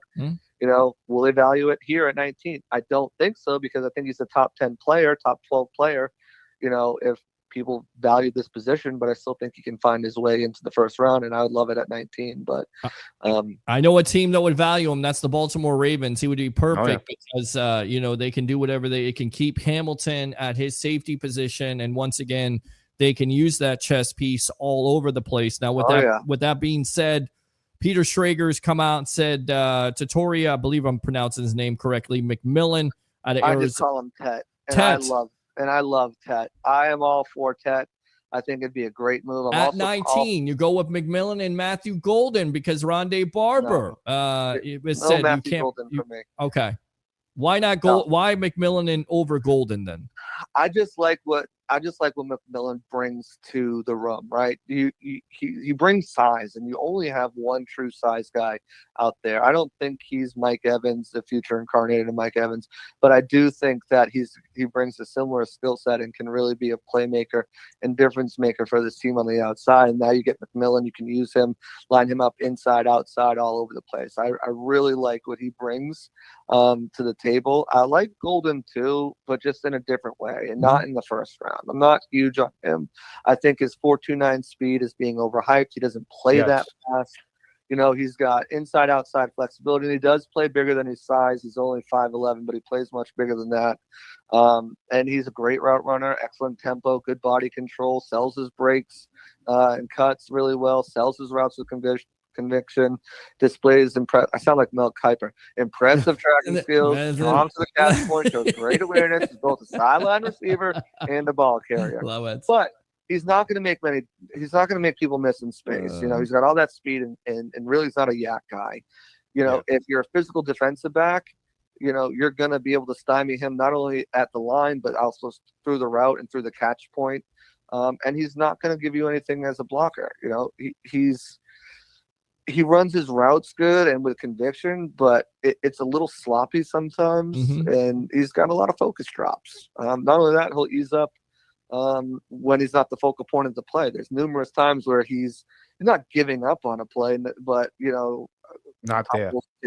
Loafing. He's not locked in on the play. So for those reasons, like there's, you know, I'm not super high on him. I'll tell you what let me just find it on my notes, because I didn't put Tet because I don't think he'll be there. If he's there at 19, run that card up, I think. But I didn't. And a lot of people would say you don't do that because he's a wide receiver. And I would say, well, the reason why you do it, and I don't think it's far-fetched, is because Evans is getting up there in age. Godwin is still coming off an injury. He may not necessarily be 100%. Once again, you got that insurance policy. And then you have, you know. He's got a big guy on the outside who can play a little power slot, you know, like he's got natural hands. His catch not better than Sterling Shepard or Trey Palmer, especially Palmer, who's been very disappointing. People forget that. All people remember from that Chiefs game is that the Bucs didn't get a chance to have the ball in overtime. People seem to forget that they were down to Sterling Shepard as wide receiver 1. Yes. Yeah. That's what I'm like. All three of their wide, none of them. Depending on rookies, a running back rookie and Jalen McMillan touchdown to tie the game in that game. Right. Like Ryan Miller. Who? Ryan Miller.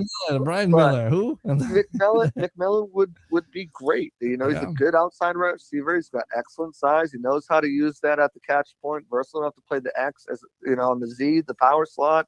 He's smooth out of his release. Knows how to find the soft spots in the zone. Works back to the ball on unstructured plays, excellent awareness on sideline throws, and is a threat with the ball in his hands. He had 28 forced missed tackles last season, you know, but he's not that top speed guy like McMillan is. He doesn't have elite acceleration or long speed. He still needs polish and experience on his route tree because they really only, you know, he's big, strong, you know, contested catch.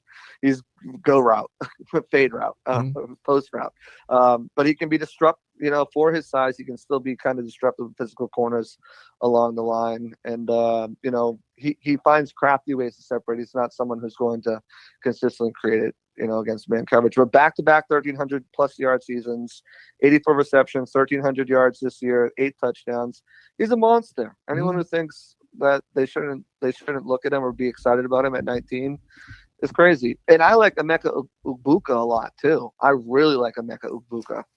From I think Ohio he's State. Chris Godwin. Yeah, he's Chris Godwin-esque. Like literally, like he is pro-ready, complete receiver, knows how to play football, knows how to set up routes, knows how to dictate coverage, gain separation. You know, he's not this like super fast guy. He's not a huge yak guy.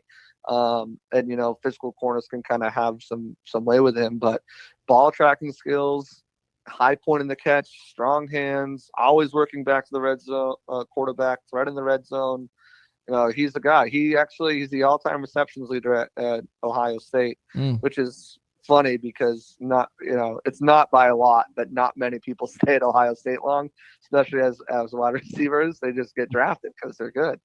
I think he's got he's got 205 receptions. Like, that's not a lot of receptions to be like a 4-year player. Really only 3-year player. But. Well, I would go back to McMillan here from Arizona. I mean, if I'm Carolina, I'm the Carolina Panthers. That's who I take for my quarterback. That's what you got to do. You got to get your quarterback a number one wide receiver, and I just don't think they really have that at this point, and that's what you need. So that's where you go. Yep. I mean, that's where the Bucs went. I know there's comparisons out there, but that's where they went in 2014. They didn't go with the quarterback. Thank God for that. They didn't go with Manziel, because I was tipped off at the time it was going to be Manziel, and it was Evans. Thank God it was, because he turned out to be a Hall of Famer. Louie, you got a question, and then we'll go ahead and wrap this up. No, I mean, I agree with everything he's saying. JC, he's right on it. I mean, as far as like with McMillan, it would be pretty cool though to have 2 McMillans on the Buccaneers. That'd be kind of trippy. 2 McMillans on the Bucs. Yes, the McMillan Association. All right, let me go ahead and get this. Give me a prediction for 19. Is it Starks for you, or is it somebody else that falls there at 19? You'll just have to wait till my mock draft comes out tomorrow. All right. That's the answer that I love right there. We'll see you tomorrow night, my friend. All right. Absolutely. Talk to you. All right. JC Allen of Sports Illustrated right there. That's why I said, guys, you never know who's going to call in. Yeah. Like, we talked about this like off air. We're going to go like an hour and a half or 2 hours. We're going to get Turnbuckle Talk, and we're still going to talk Turnbuckle Talk. We're not going to have a long show tonight. 2 hours and 47 minutes. I mean, Bucs, Bucs fans were filing in. Like, what do you want? Like, we got Bucs fans calling in. We got Ira Kaufman, Leo Haggerty, JC Allen. I mean, who's next? Who knows? All right, let's go out to Bigga here. Yo, Peter, yours true up here. Been tuned in for an hour, but had my hands full. Then I was about to call in and got a 30-minute phone call, but I'm here. Let's go, Bucs. Let's go, Bucs. Let's go, Bucs, baby. There we go. Good stuff there. Bigga says, I got to take that some people may not agree with. I'm not in favor of taking an edge in the first or second round. I feel as though it's like a waste of a second-round pick from last year. He mentions Braswell only had 1 sack or 1.5 sacks, and Jason Lyons kind of talked about this, how he's going to break out, much like what Smith did for the Philadelphia Eagles. You would be putting him on the back burner from whoever you pick. You just let JTS develop for how many years? Yaya now in the 3rd year needs to practice reps and game experience to develop. Big again. Meanwhile, you're thin at linebacker and secondary. I think drafting another edge rusher in the round 1 is redundant. I'd rather go with a combination linebacker, safety, corner in the first 2. J.C. Allen's argument for drafting a receiver in the first mirrors my argument for Campbell. Like Evans, LBD's clock is running out. Best linebacker falls to us at 19, even with the injury concerns. He says we should pull the trigger. Even if he can't play for the first few weeks, we could use the early games to evaluate Dennis and bring him along slowly through the season. I like that. That's really good thinking. That's a really articulate point. I can't disagree. And I was thinking about this last night, talking to Leo off air about edge. You already have Braswell, you have Yaya, you have Cansey there. You have some pieces, and then also you got Hassan Reddick, but Reddick's only for a 1-year contract. Yeah. I think there's a reason for that. They want to see what he can do.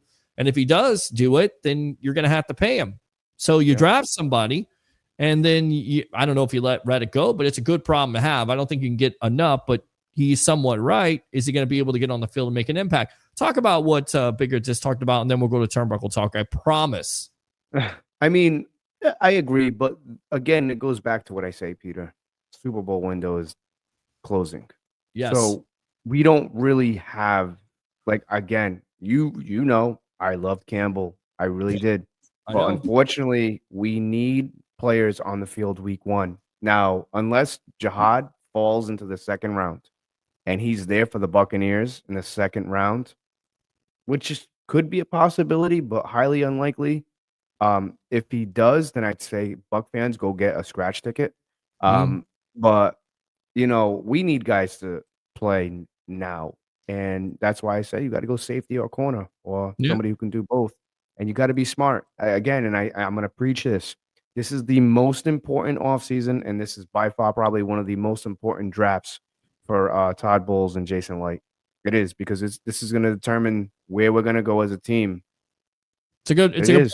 And we say it every year, but it really is important because that Super Bowl window is open and you know how long it's going to be open. All right. This turnbuckle talk window is open. So let's get out to El Ralfo Americano. Are you there, my friend?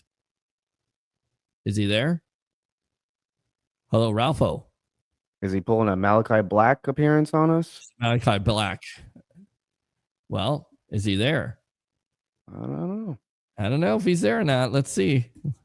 Well, he's not there. He's in the dark room. In the dark room. So there you go. I guess he's gone. I don't know. Maybe he'll come back. I don't know. Let me see what's going on here. First and foremost, let's start out with this. Let's go ahead and play this really quick. This is from Ariel Helwani. We've interviewed him before on this show about CM Punk, about Jake Paul, but this was his take after WrestleMania Night 2's main event with John Cena winning. Now listen to this. This makes lots of sense, and this is the reason why a lot of wrestling fans out there are very frustrated. Here we go. That's my biggest gripe when it comes to pro wrestling. When people are playing pro wrestler, when it feels like they are playing a character, it bothers me. Why is it working for Logan Paul? It's working for Logan Paul right now because it feels like he is just a dick. Why did it work for Hollywood Hogan? Because it felt like he was truly a dick. We don't believe that John Cena is a dick. We don't believe that John Cena is a bad guy. We don't believe that he wants to be, all ho-hum and not answer questions and do the thing at the press conference saying it's clickbait. He doesn't act, feel, look like a bad guy. And so for me, it feels inauthentic. It feels forced. It doesn't feel special. And when you don't explain 2 months later the partnership, the union with The Rock, when you don't explain really 2 months later the partnership and the union with Travis Scott, it feels flat. This should have been the crescendo of a year-long story that really started on the Monday after WrestleMania 40 last week with The Rock and Cody Rhodes, and it could have ended in a beautiful way yesterday, a year later, with The Rock showing up and Cody getting his revenge, or whatever it is, or even The Rock getting his revenge, whatever it is. The Rock doesn't even show up. This whole thing had to do with The Rock, dating back to last year in Philadelphia. And then, of course, in Toronto, and then he doesn't show up. And why I still don't understand why Travis Scott is there. Still don't understand. Now, again, this is fun. This is entertainment. And I know he's doing the thing now. I'm going to ruin pro wrestling. I'm going to take the belt. And I get it. And I bet if someone was on the creative team listening to this to be like, just wait and see how it's all playing out. Well, I'm judging it right now, Monday, April 21st at 1:13 p.m. Eastern. Right now, it feels flat. Right now, there's too many holes in it. Right now, there was a thread and someone took a scissor and cut it. There is no continuity anymore. There is no connection. What is the connection between Cena and Travis Scott? If you're telling us wait and see, well, what better time than WrestleMania to explain that connection? And we're supposed to believe that Travis Scott is going to be some kind of threat to Cody Rhodes? Come on now. Boom. That to me right there explains the reason why I'm so frustrated with this whole storyline. Now, if that wasn't bad enough, because I know you want to talk about this, The Rock was on Pat McAfee after. Thanks a lot for showing up, by the way, for WrestleMania. We appreciate it. And now we know the reason. He says, I got a call about a month ago before Elimination Chamber. I got a call from Ariel Emanuel, who owns TKO.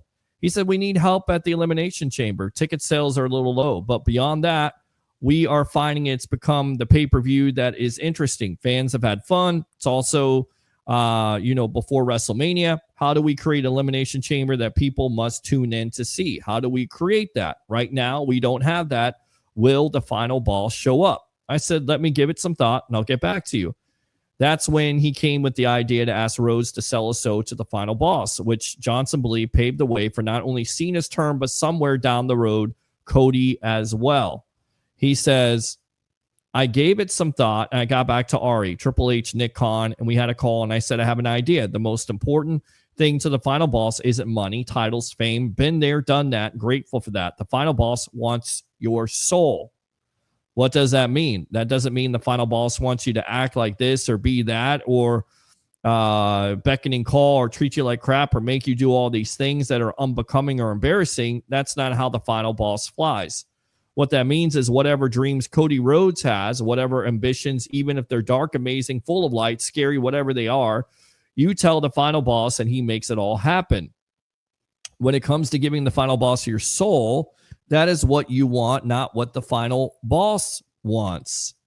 What does the final boss get out of that? Your soul for life. So now we go into Elimination Chamber with this idea of, will Cody Rhodes sell his soul to the final boss? And my thought at the time was, it was a litmus test to find out how fans would respond if Cody sold his soul. So he says, I was an advocate of that. He said, establish it, anchor it. You come to find out there was a lot of fans saying, sell your soul. I was an advocate of that, not turning heel soon, but eventually down the line. I like the idea of that because Cody is a smart, intelligent guy, a ring general, and this idea that you give him a reason to turn way down the road. I think Ralph is on with us. Ralph, are you there? I don't know what Ralph's going. Ralph is in the dark room, so I don't know what's going on there. Fans were loving it. As we get closer to Elimination Chamber, we were kicking ideas around, myself and Triple H, Nick, my team. Triple H said, what about John turning? And I said, I love it. So he said, the next question is talking to John, see how he feels about it. John loved the idea of turning heel, but he said there is an anchor that he was going to root it in, which was a real thing he experienced over the past 25 years. After that, Johnson believed his work was to be done. He said, when we were moving forward with John and this idea that we would crown him at 17 and being a Hill champion, I knew the best thing for the final boss, we've established the idea of Cody's soul. We can always come back to it. I did feel, and I made the call, I don't want to be involved in that. Let the final boss step back into the shadows. Let all the spotlight go to John and Cody. Let's not make it about Cody's soul or John's soul. Let's let them do what they do. I called John after Elimination Chamber, called Cody and said, I think the final boss work is done. We've established it. We just pulled off the greatest angle in the history of professional wrestling, other than Hulk Hogan turning heel. We had 6 weeks. Now let's build. You guys go and crush it. I'll be right there with you. I'm always here if you need me, but I think it's best for the final boss to not be involved in that finish. Ooh. My problem with this is the whole thing. The whole storyline was based on The Rock, the final boss, the soul, Travis Scott, changing wrestling, and then all of a sudden, there is no mention of The Rock. It's like it never happened. And I get it. You established the storyline, but what was the storyline? It was never established. It was never explained. Why does The Rock want Cody to sell his soul? Why did John sell his soul to The Rock? None of this was ever explained. So it's like what Ariel said. It makes no sense. It's flat to me. It makes no sense. I think, did John Cena really sell his soul to The Rock? Because he never said he did. The Rock asked Cody to sell his soul. Right. So I think what they're doing here is very much, they're going to extend this story out all the way until Cena's last date. I think you got to listen really closely to what these guys are saying. And first and foremost, The Rock going off and saying all that stuff, I think he shouldn't even say none of that. Agree.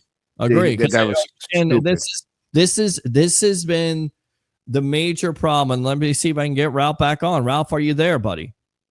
I don't know what's going on with Ralph tonight. We got no sound.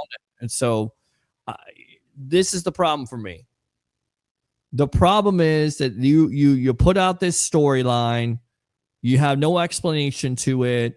Travis Scott is involved for what reason we'll never know, because he wants to get involved in wrestling. I think there's more with Travis Scott, Pete. Well, I really do.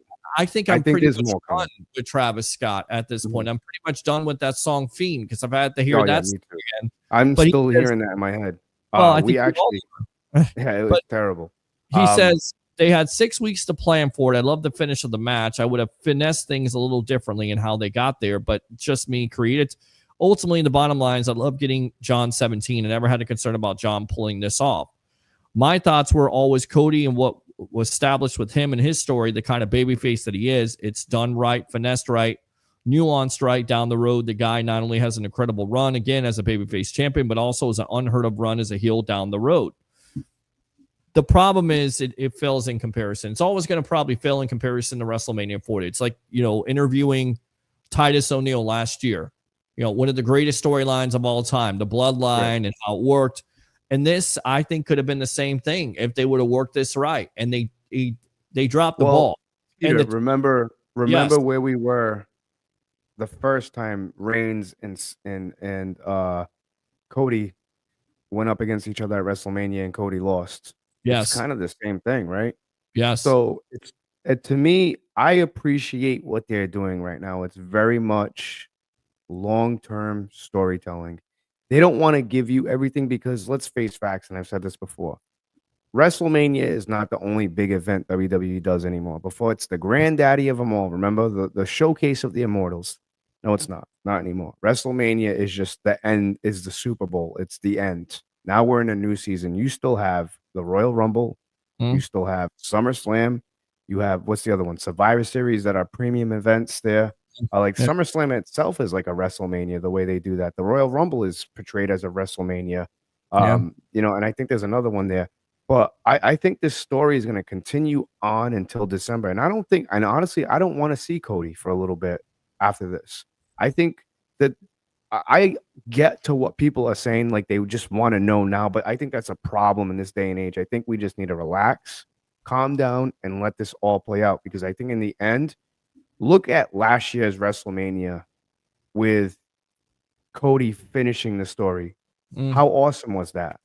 Awesome. It was almost nearly a 2-year build, and I would say hands down was one of the best WrestleManias. I think the reason why people are getting so on this is because it was a little bit, and I will say this, night one was a little lackluster, in my opinion. Night two really made up for it. Unfortunately, a lot of people didn't like the end of this WrestleMania match, and I get that. But I promise everybody, just be patient. There's a lot more coming to this story than what meets the eye. I think, you have to pay attention to what John Cena is saying. Ariel Helwani was like, "Oh, I don't buy this. I don't buy this." I buy it. You want to know why I buy it? Because I think John Cena is a dick in real life. I really do. I don't think he says, "Oh, I don't want kids and this and that." Look how he was on that show with Nikki Bella. He was a douche to her. He was she tried to cook for him. He's a douche. What you're seeing, I think, what you're seeing right now is truly who he is, and that's okay.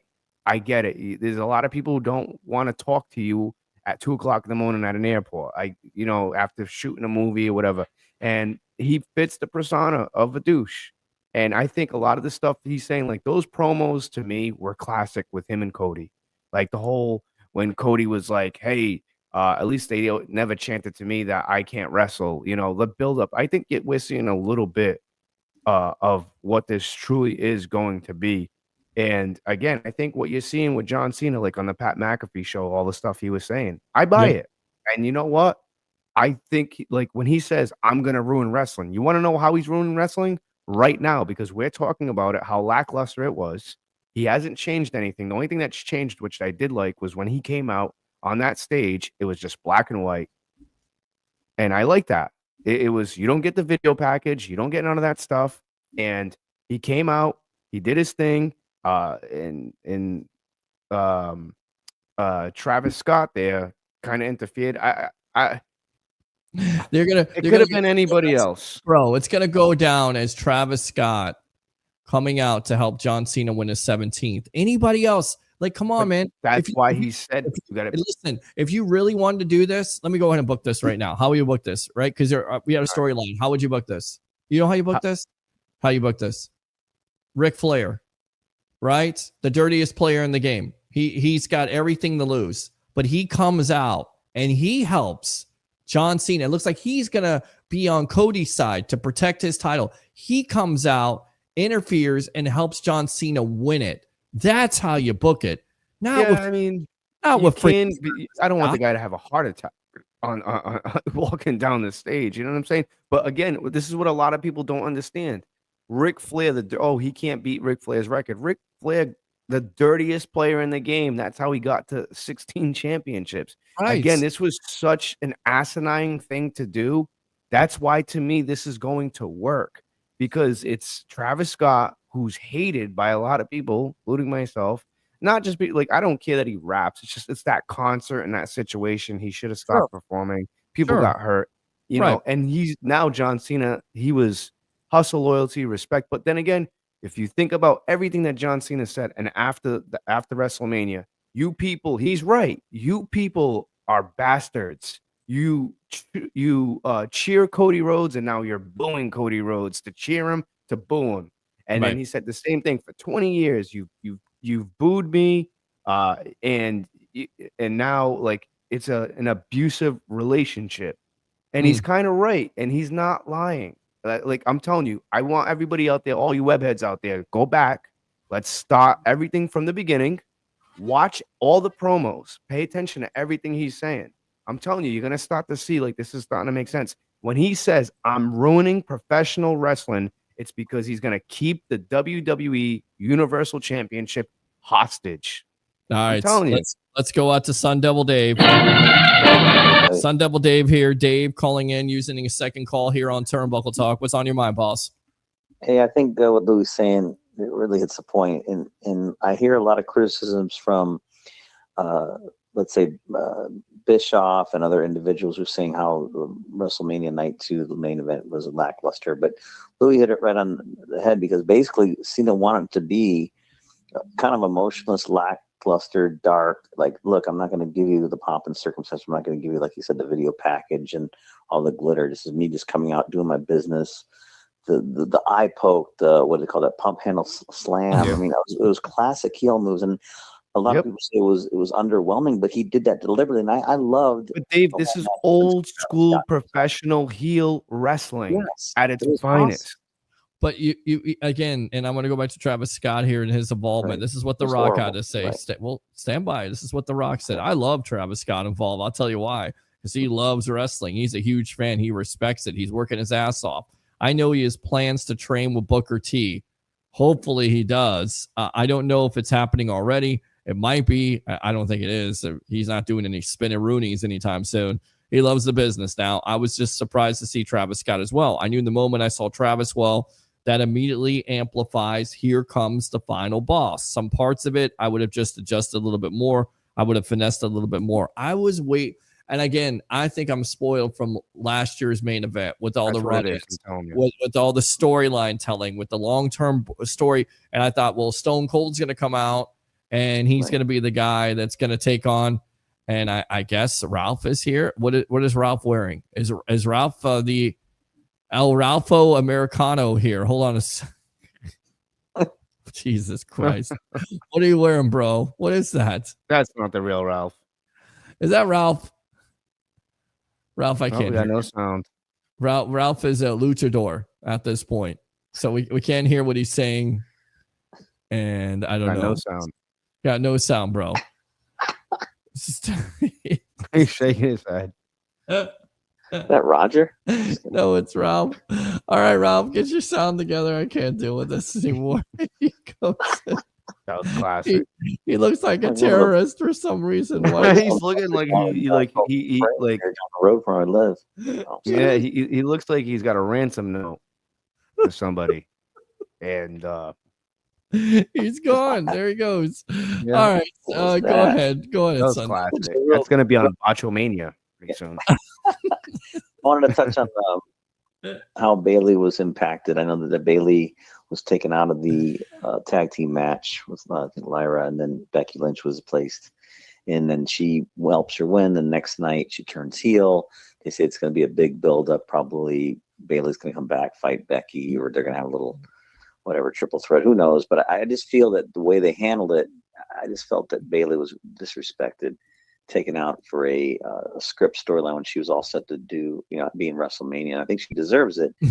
So do you agree with that? What do you think, Louie and Peter?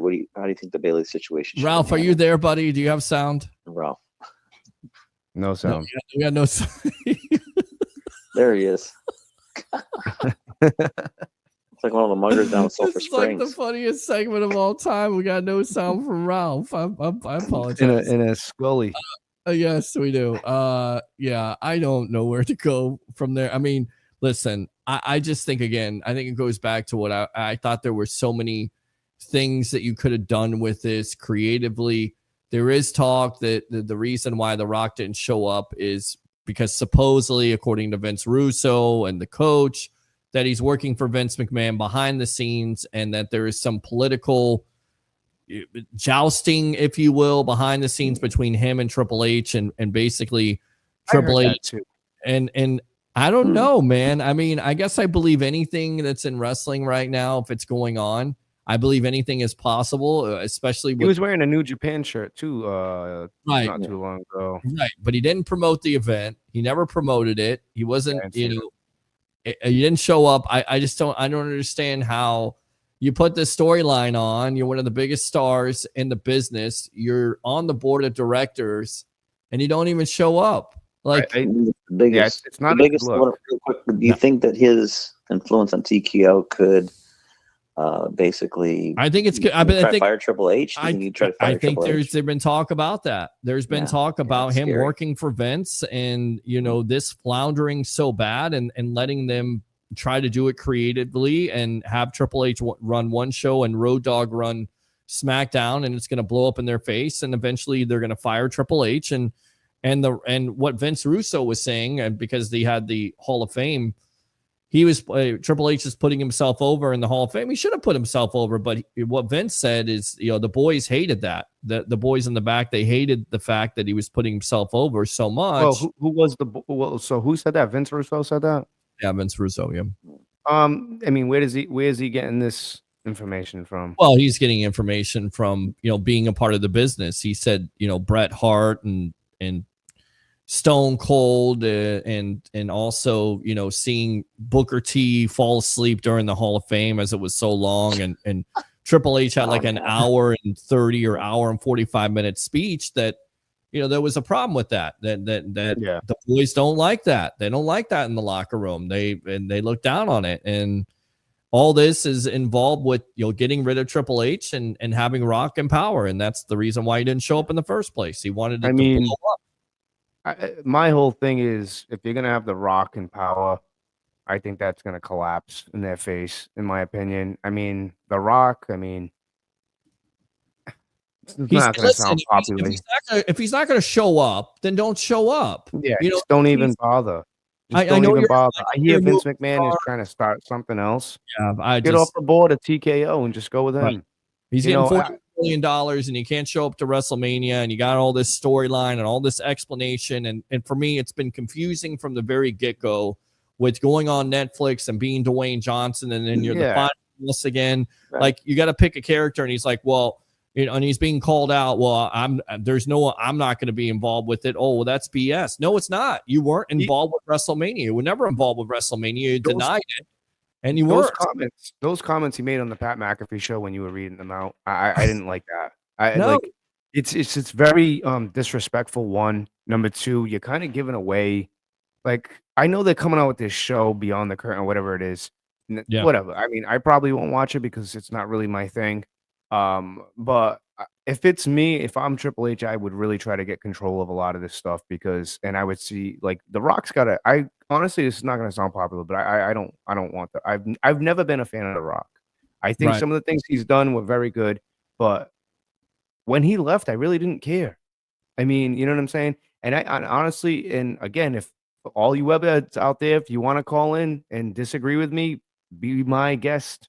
But honestly, I don't care if Triple H put himself over at the Hall of Fame, and I get it. It was a little long, but you know what? I mean, a lot of these people, sometimes you got to take a step back and look at the people that are criticizing you.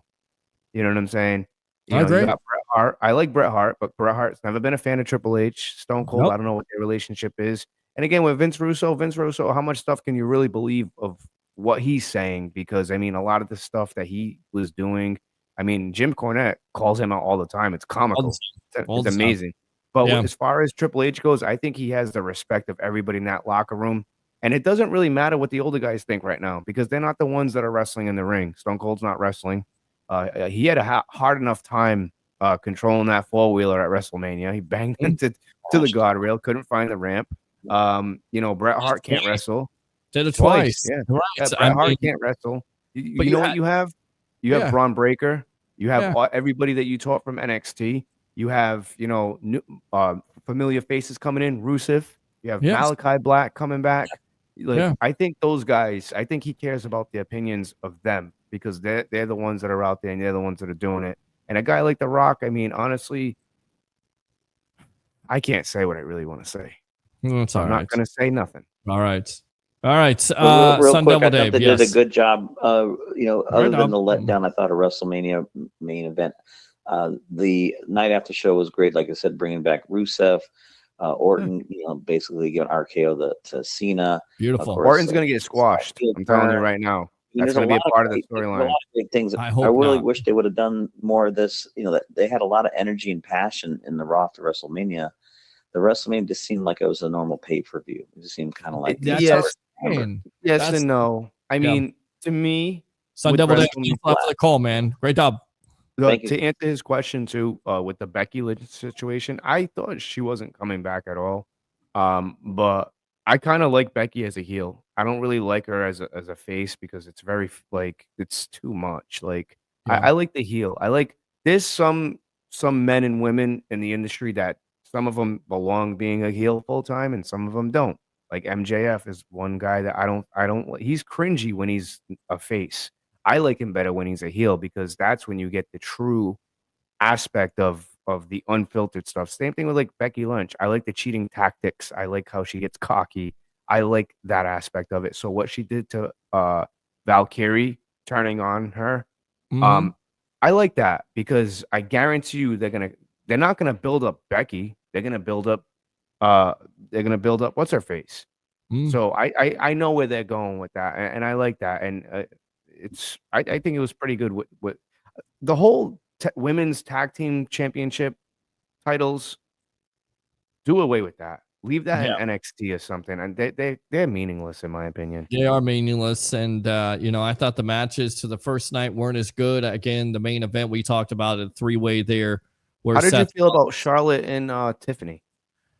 A lot of botches. I think it's the right thing. A lot of bruises. A lot of bruises, a lot of botches. Tiffany deserved the title. I don't know how long they keep the title on her, but there were a lot of botches in that match. Not necessarily the best wrestled match, although it goes back to what Ric Flair said about Charlotte. Both of those parties put on a good match, but I don't think it was necessarily the best. Let's see. I gotta ask. Oh, go ahead. Yeah, well, let's see if we can get Ralph back on here. Ralph, are you there? Ralph's not there. So I gotta ask you about the Jey Uso, and I want to get your opinion on this. Okay. How did you feel about that match? I liked it. I just don't like the fact that Gunther, you build him up and then you do a sleeper hold and he just taps out just like that. Like there was no struggle. There was nothing to it. That's the problem. Like there was nothing special about it, and it should have been special. That was a special moment for Jay, and it was flat. I couldn't, and it seemed like the pace of the match was too fast. All the matches that first night were just too fast.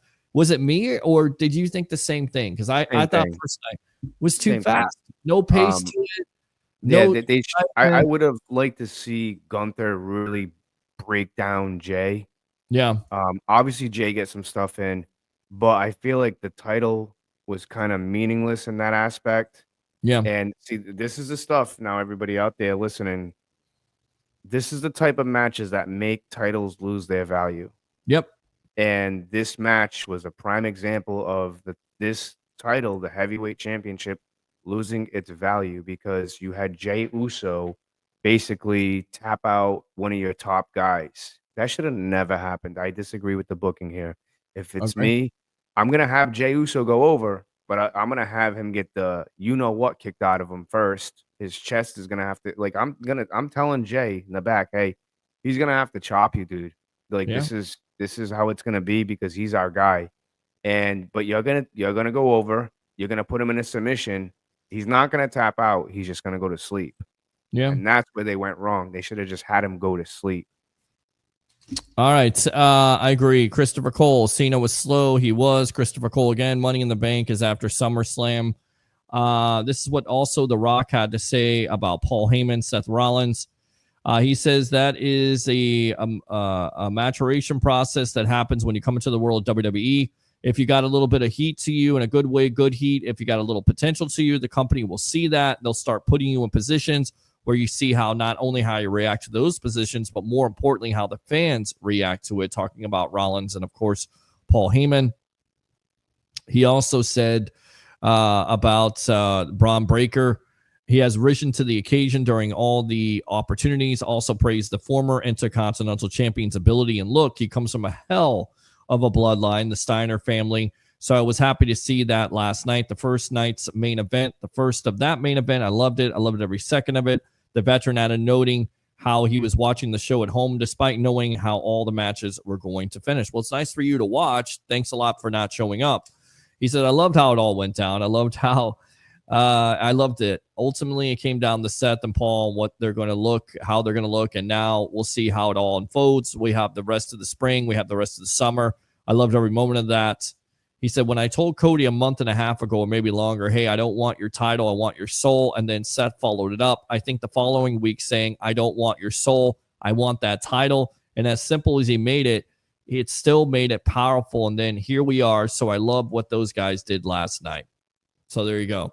And he says it's clear that Reigns and CM Punk will likely have a shaky alliance as they take on the latest Paul Heyman guys. That was a shocker. That was definitely a shocker there with Braun Breaker. Although I kind of figured, though.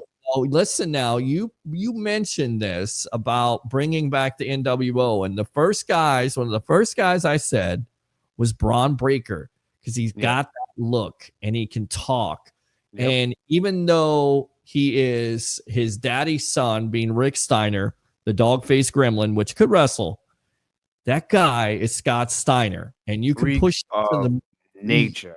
You can push him to the moon if you do it right. And he is a badass, and they've done the great thing of booking him, Shawn Michaels and Triple H. And if you're going to start an alliance or a new alliance with Paul Heyman or whatever they're calling it, I don't know what they're calling it yet. But if you're going to do that, that's the guy you do it with. That was my whole emphasis on when you said bring back the NWO. I don't think you ever bring back the NWO, but they will bring back some type of version or some type of stable. I actually heard some talk about that. They were thinking about doing something like that, but it has to be perfect. Again, we talked about this. If you're going to do this, only one guy can really initiate bringing back the NWO, and that's Eric Bischoff. You do not do the NWO.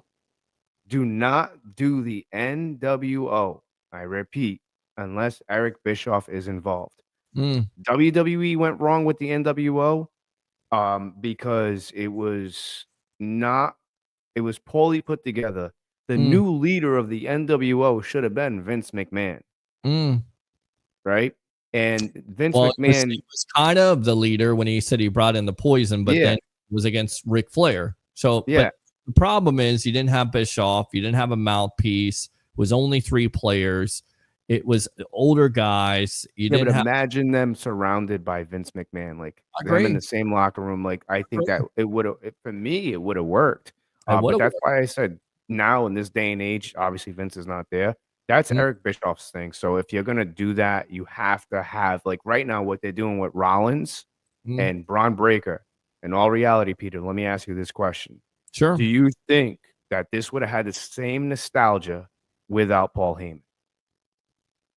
No, of course it wouldn't have the same nostalgia. I mean, Paul Heyman brings that nostalgia. Paul Heyman is he's definitely a Hall of Famer, or should be in a Hall of Famer. He's one of the great minds of the wrestling business. I was told this 25 years ago from somebody when they were in ECW. He's a great mind that's been overlooked. He was a great mind in WCW with the Dangerous Alliance. Remember, he had Stone Cold Steve Austin, and I'm trying to think of the other guys that were with him at that time, the Dangerous Alliance. You have to look that up, but he's always had those groups, and he managed Undertaker. Being Mark Madsen. I mean, that's why I said, like, you can't do these things without certain individuals being there. That's why I said, like, right now you have Seth Rollins, who I think did I say he was going over? Did I say that I'd have to go back to the episode. I Yeah, think we'll I have to go back to called. the episode. Yeah, I think you may have called it. Yeah. So I kind of figured Braun Breaker because I knew like he outshines the IC title by miles. And Yep. I think what they did, I called Dominic Mysterio too.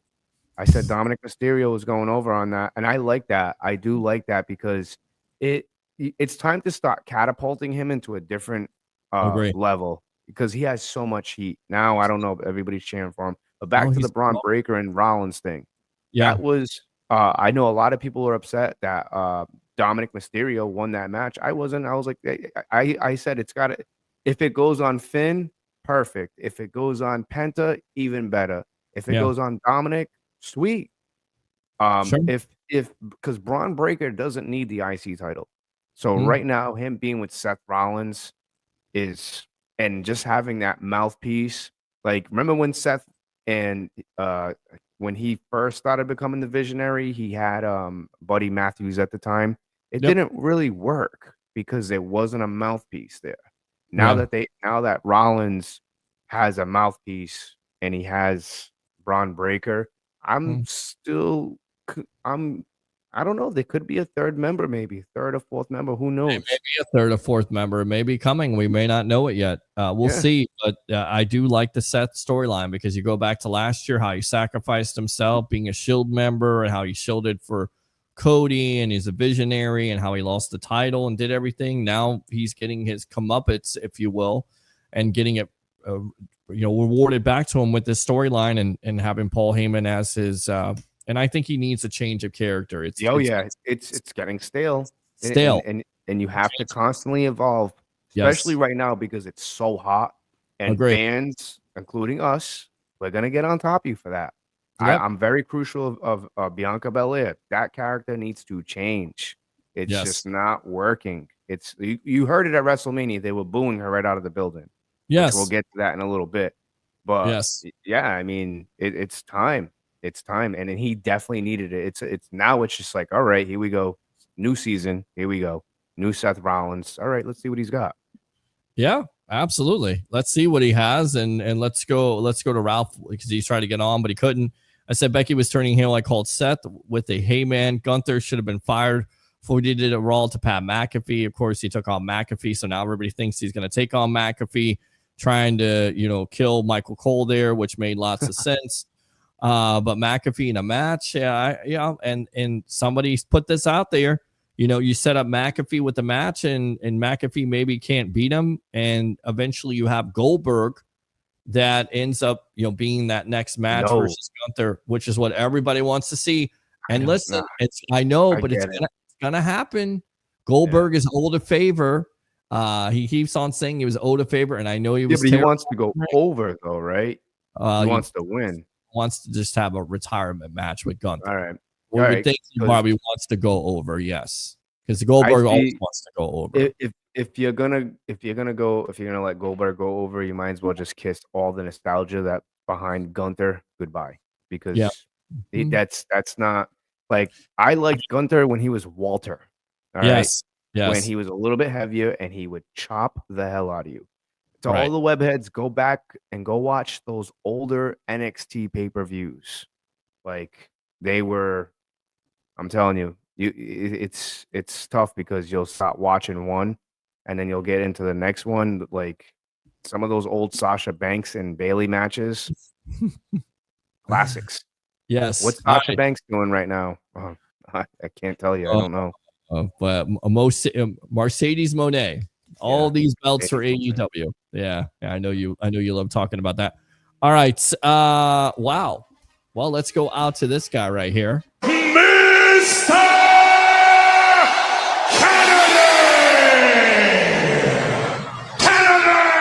Kennedy! Best of the Bay, Tampa Bay, Ray Kennedy on a over 3-hour Sports Web edition.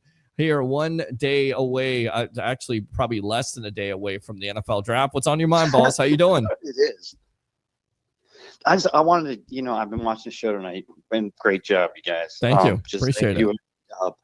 But I got to tell you, I just really hope at the end of the day, I hope that everybody realizes just what they have here. And I'm going to go ahead. I never do this. I'm not like this. I usually don't like to try to self-promote. We don't do that because it's the evolution. It's about, sports fans of all of Tampa Bay. But I hope they realize here on a Wednesday night tonight before the draft, they realize why you're still on Peter Blake at 11:30 on a Wednesday night, why you're still covering the Bucs, the Lightning, the Rays, the Rowdies, whatever it takes, why the evolution makes us make decisions that sometimes don't make any sense. Yes. But at the end of the day, it means we're talking sports. We're talking sports in Tampa Bay, and that's what it's all about. I can't believe you're still on. I'm calling you to tell you that you got to get off. It's time to go to bed, my man. I know. Listen, I'm going to throw it out there because I'm pretty sure I'm going to have to do it because I got 2 super chats tonight to do 8 o'clock tomorrow for the NFL draft. I'm going to throw it out there on Facebook. I'm pretty sure I'm going to do it, but we're going to see the response.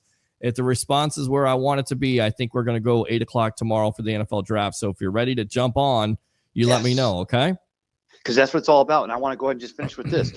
We're not being paid yet the big bucks that we're going to make when they respect the fact and they understand the reason why we're doing this and what we mean to Tampa Bay sports. But, brother, you guys knocked out of the ballpark tonight. Ira Kaufman, you had J.C. Allen from Sports Illustrated. You guys are in there rocking it. I appreciate you. Thank you. But I wanted to call and say, go to bed, guys, because we do love you. Yes. And I love what we're doing. But at the end of the day, get some sleep because we can't burn out because there's no one else doing it in Tampa Bay like we are here on the Sports Web and the evolution of sports, brothers. I love you guys. I love you, brother. Later. Good stuff there. Love that from that guy because he's absolutely correct. All right, we'll wrap this up here with some things. What was your favorite match? Favorite match was definitely in the main event of the first night. It's just so Really? well done. First night main event, the 3-way. It's well done. I love the CM Punk pack, and people don't understand like when you're doing these wrestling packages.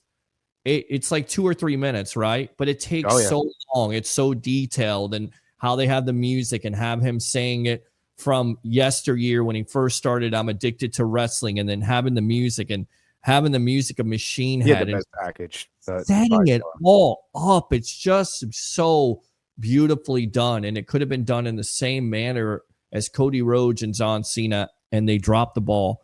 Well done by WWE. Well done by their music department and editing and everything else, because I just appreciate it. I appreciate all the intricacies, if you will, all the details. And I wanted CM Punk to win it, but I just kind of knew he wasn't going to win it. It's going to be Seth Rollins, but just well done. Great main event with Roman Reigns. It's great storytelling. It's great long-term booking because it's going to continue to go on here the next couple months, and it's going to be good. I can't wait to see what happens. What was your favorite match? My favorite match was night 2, Io Sky, Rhea Ripley, Bianca Belair. That match tore the house down. Honestly, there could have been a main event, in my opinion. It should have been the main event of night 2, but obviously we know why it wasn't. But honestly, that match, every spot right on, like, because the women's kind of had a little shaky. And honestly, that match right there, even the wife was watching it. Normally she'll like go on the phone, and I was driving, and I rewatched it. But even she was like glued to it. She really enjoyed that match. She thought that was probably one of the best matches. Like Io Sky, good for her, man. Like they again, I don't think there's any female out there that's working harder than her. Yeah, I agree. And then to have Stephanie, Vaquer come out. I can't say her last name. Valkyrie. No, Valkyrie. Vince something. I don't know. I know she's got those. Oh, I love it. Those horns. Look, The next night, her and Io Sky tore Monday Night Raw down, and then obviously we saw what happened. Yes, I'm telling you, man, I really enjoy watching Io Sky. She's actually probably right now, she's actually one of my favorites, man. I really enjoy watching her. Very athletic. The things that she does. I mean, she could have a match with a mop and make it look entertaining. She's awesome. And what she did at WrestleMania, and no disrespect to Rhea and Bianca, but that finish was amazing. Yeah, agree. All right. PWN claims Joe Henry was handpicked by Randy Orton to be his opponent on WrestleMania 41 because Orton is a fan of his work. Yeah, that was a good match. I mean, not a great match, but it was good to see, a TNA champion come out there, get his moment. I don't think he got squashed. No. And the crowd just If loved anything, that made TNA look so good. That is the business for TNA is gonna boom. Are you kidding Yes. me? TNA was smiling from ear to ear when that happened. Because Yes. not only that, again, and not to go off what we're talking about, I love the fact that WWE is working with TNA. This is very, very good because now, we've seen this happen. WWE's become bloated with talent. Now you have now you have AEW that's bloated with talent, and look at where they're at. They can't figure out their ass from their elbow. But now you have WWE with NXT. Not only are you building stars in NXT, now you have this business relationship with TNA. And TNA is benefiting from WWE. They're making a little bit more money. And again, in my opinion, this is awesome. And we predicted, I said, Aleister Black, you can go a couple of different ways with this. You can have Aleister Black come out. You could have Rusev come out. I didn't expect Henry. I really didn't. And just to see him, his WrestleMania moment is when his music hit and everybody popped for him. Yes. And again, going back to what I just said, Peter, TNA had a smile from ear to ear. It was that's what's best for business. That's it. That's what it comes down to. So good for him. It's a good match. It wasn't the best match, but it definitely did everything it was supposed to do. A vehicle to promote Henry, because I definitely think he'll come up to the main roster here eventually. Other news here, and then I'll wrap this up. Tama Tonga is injured, says bodyslam.net. Could require surgery. LA Knight's attack on SmackDown last week, they claim may have been a television write-off. They also, it's likely changes are coming to the WWE Hall of Fame ceremony for next year, whether that's cutting off some time or changing it, which it held so it doesn't run so long into the night.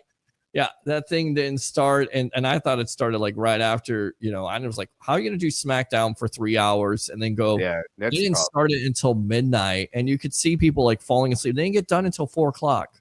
Well, the problem is it's Vegas time. So Vegas is 5 hours behind us or 4, something like that. That's why I'm not big on those WrestleManias out there. I'm not. I don't like those WrestleManias out there, and the mystique, the aura. Remember when they had it at Levi Stadium and the Undertaker came out and it was still daylight? I didn't like it. It was weird. It was so weird. That was what was that with Bray Wyatt, I believe? Yeah, it just didn't look the same. And then Wyatt came out with the Scarecrows. The Scarecrows were a really cool idea, but it just didn't work because it was weird. Weird. It wasn't dark. If you're gonna do stuff like that on the West Coast, save like SummerSlam. And like those type of events, don't waste a WrestleMania out west. And that's not a shot at anybody in on the West Coast. It's just even you can agree, it's just not the same. We get this type of stuff. Real quickly before we wrap up, I gotta ask you, Logan Paul, AJ Styles, how did you feel about that match? I like it. I don't know. I mean, I really honestly I can't remember it, to tell you the truth. So maybe it wasn't that great of a match. I thought it was okay. It was okay. So this is my theory with Logan Paul. I like that Karrion Kross came out. I think again, going back to the whole John Cena thing and what we're starting to see here, we're gonna start to see WWE become more realism. Like if anybody out there, go watch Karrion Kross. On I forgot what podcast he was on, but he was on a podcast and he was cussing Triple H up and down like this man with this effing suit. It was obviously work, but I see what they're trying to do there. And then you've seen like Karrion Kross kind of get involved. I think they're gonna finally let him go back to that Killer Croc or whatever the hell he was. Cross, yes. Killer Kross. I think they're gonna let him go back to that, which they should. And as far as Jake Paul goes, I have a fond respect for him because at the end of the day, he's playing the role of a dick. Yeah. He's playing, Logan Paul, he's playing the role of a dick and it's working, but you cannot take away. Like, I know a lot of people are like, oh, well, he hasn't been in the business that long. Yeah, you're right. But I mean, look at his athleticism and the stuff that he's doing. Yeah. I grew respect for him when he did a frog splash from the turnbuckle onto Roman Reigns onto the announce table. And that's saying something. So I can appreciate him and what he's doing. I don't ever want to see them try to make him a face, because let him roll with that heel, cocky smugness, with that, because it only just builds and continue to build, and that's how you start to create long-term storytelling and rivalries. I'm curious to see where Karrion Kross is going to go from here. I'm curious too, because I definitely think you can promote him and the way he talks on the mic, and you have Scarlett coming out with the old intro. I mean, I think that's where it is. St. Pete Ray says J.R. Lawson, Ricky Bobby versus Jake Paul.